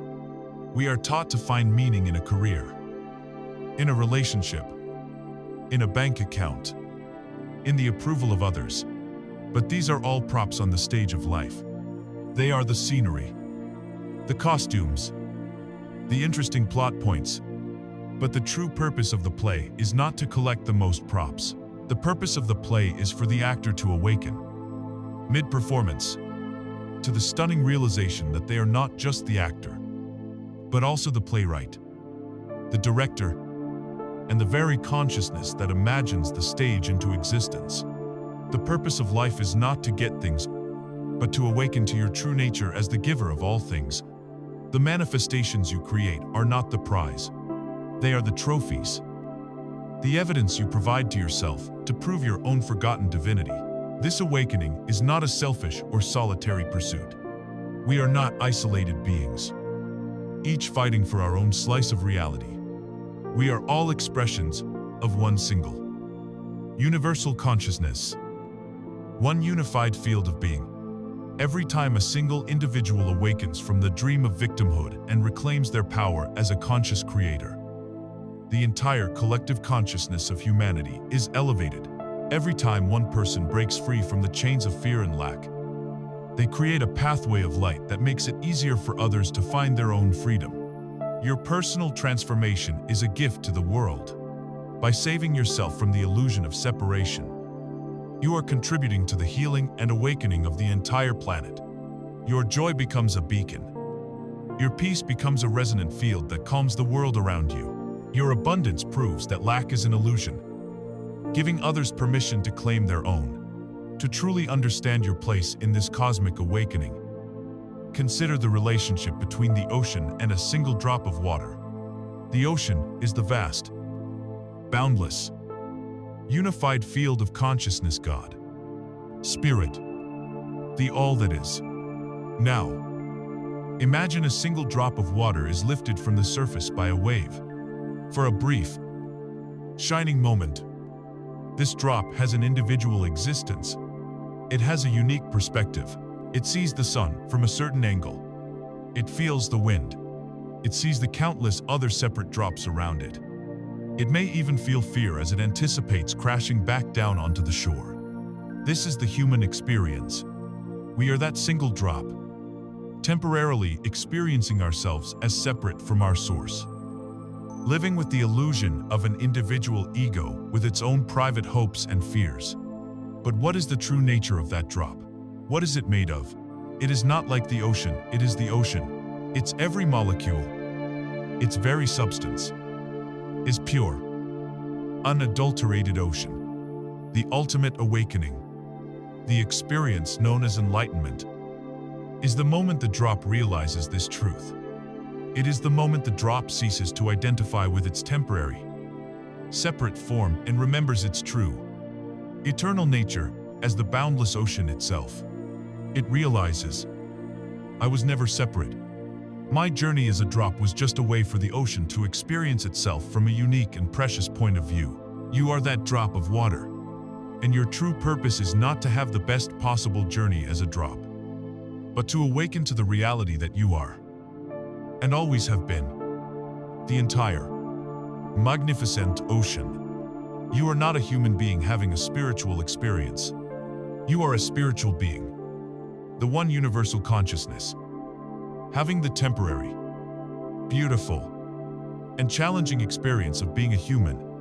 You are God playing the game of being you, for the sheer joy and adventure of self-discovery. As the philosopher Alan Watts so brilliantly put it, you are the universe experiencing itself. You are an aperture through which the cosmos looks out and becomes aware of its own grandeur. When this realization fully dawns, the entire motivation for creation shifts. You no longer create to fill a void within you, for you know you are already whole and complete. You no longer create to prove your worth, for you know your worth is infinite and inherent. You no longer create out of fear or lack. Instead, your creation becomes a form of divine play. You create for the same reason the universe creates, for the pure joy and ecstasy of expression.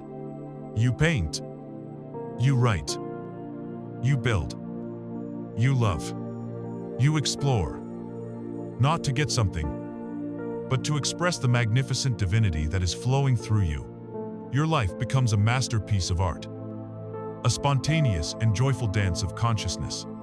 This is the ultimate freedom. It is the freedom from fear, the freedom from need, the freedom from the tormenting illusion of separation. It is the peace that passes all understanding, the serene joy that comes from knowing that you are one with the creative power of all that is. You stop seeking God, because you have found that you were the one you were looking for. You are the creator who was pretending to be the creature. And the play was so convincing that you forgot who you truly were. And so, our journey through the unseen architecture of reality comes full circle. We started as actors on a stage, feeling like victims of a plot we did not write. We have journeyed through the understanding of consciousness, vibration, and belief. We have learned the tools of creation, passed the tests of faith, and arrived at the quiet peace of the Sabbath. We now stand at the final curtain, ready to take our bow, not as the actor, but as the author, the director, and the entire play itself. We began this journey together with a simple question, a flicker of curiosity about the strange and meaningful coincidences of life. Those moments that hint at a deeper reality just beneath the surface of the ordinary world. We embarked on an exploration, not of the outer world, but of the inner cosmos of consciousness. We journeyed from the grand illusion of a fixed, material reality to the profound truth that the universe is a shimmering, holographic projection of the mind. We walked the bridge from classical science to the strange and wonderful world of the quantum observer, where we discovered that the act of observation is an act of creation. We learned that the universe speaks not in words, but in the language of feeling and vibration, and that our task is not to chase what we want, but to become a vibrational match for it. We uncovered our hidden beliefs, the invisible architects of our fate, and learned the disciplined arts of assumption, revision, and letting go. We have dismantled the illusion of time and stepped into the creative power of the eternal now. And finally, we have looked into the mirror of the world and seen that everyone in it is a reflection of our own state of being, leading us to the ultimate realization of our own creative power. The ultimate message of this journey is not that you can get anything you want. It is the far more profound truth that you already are everything you could ever desire.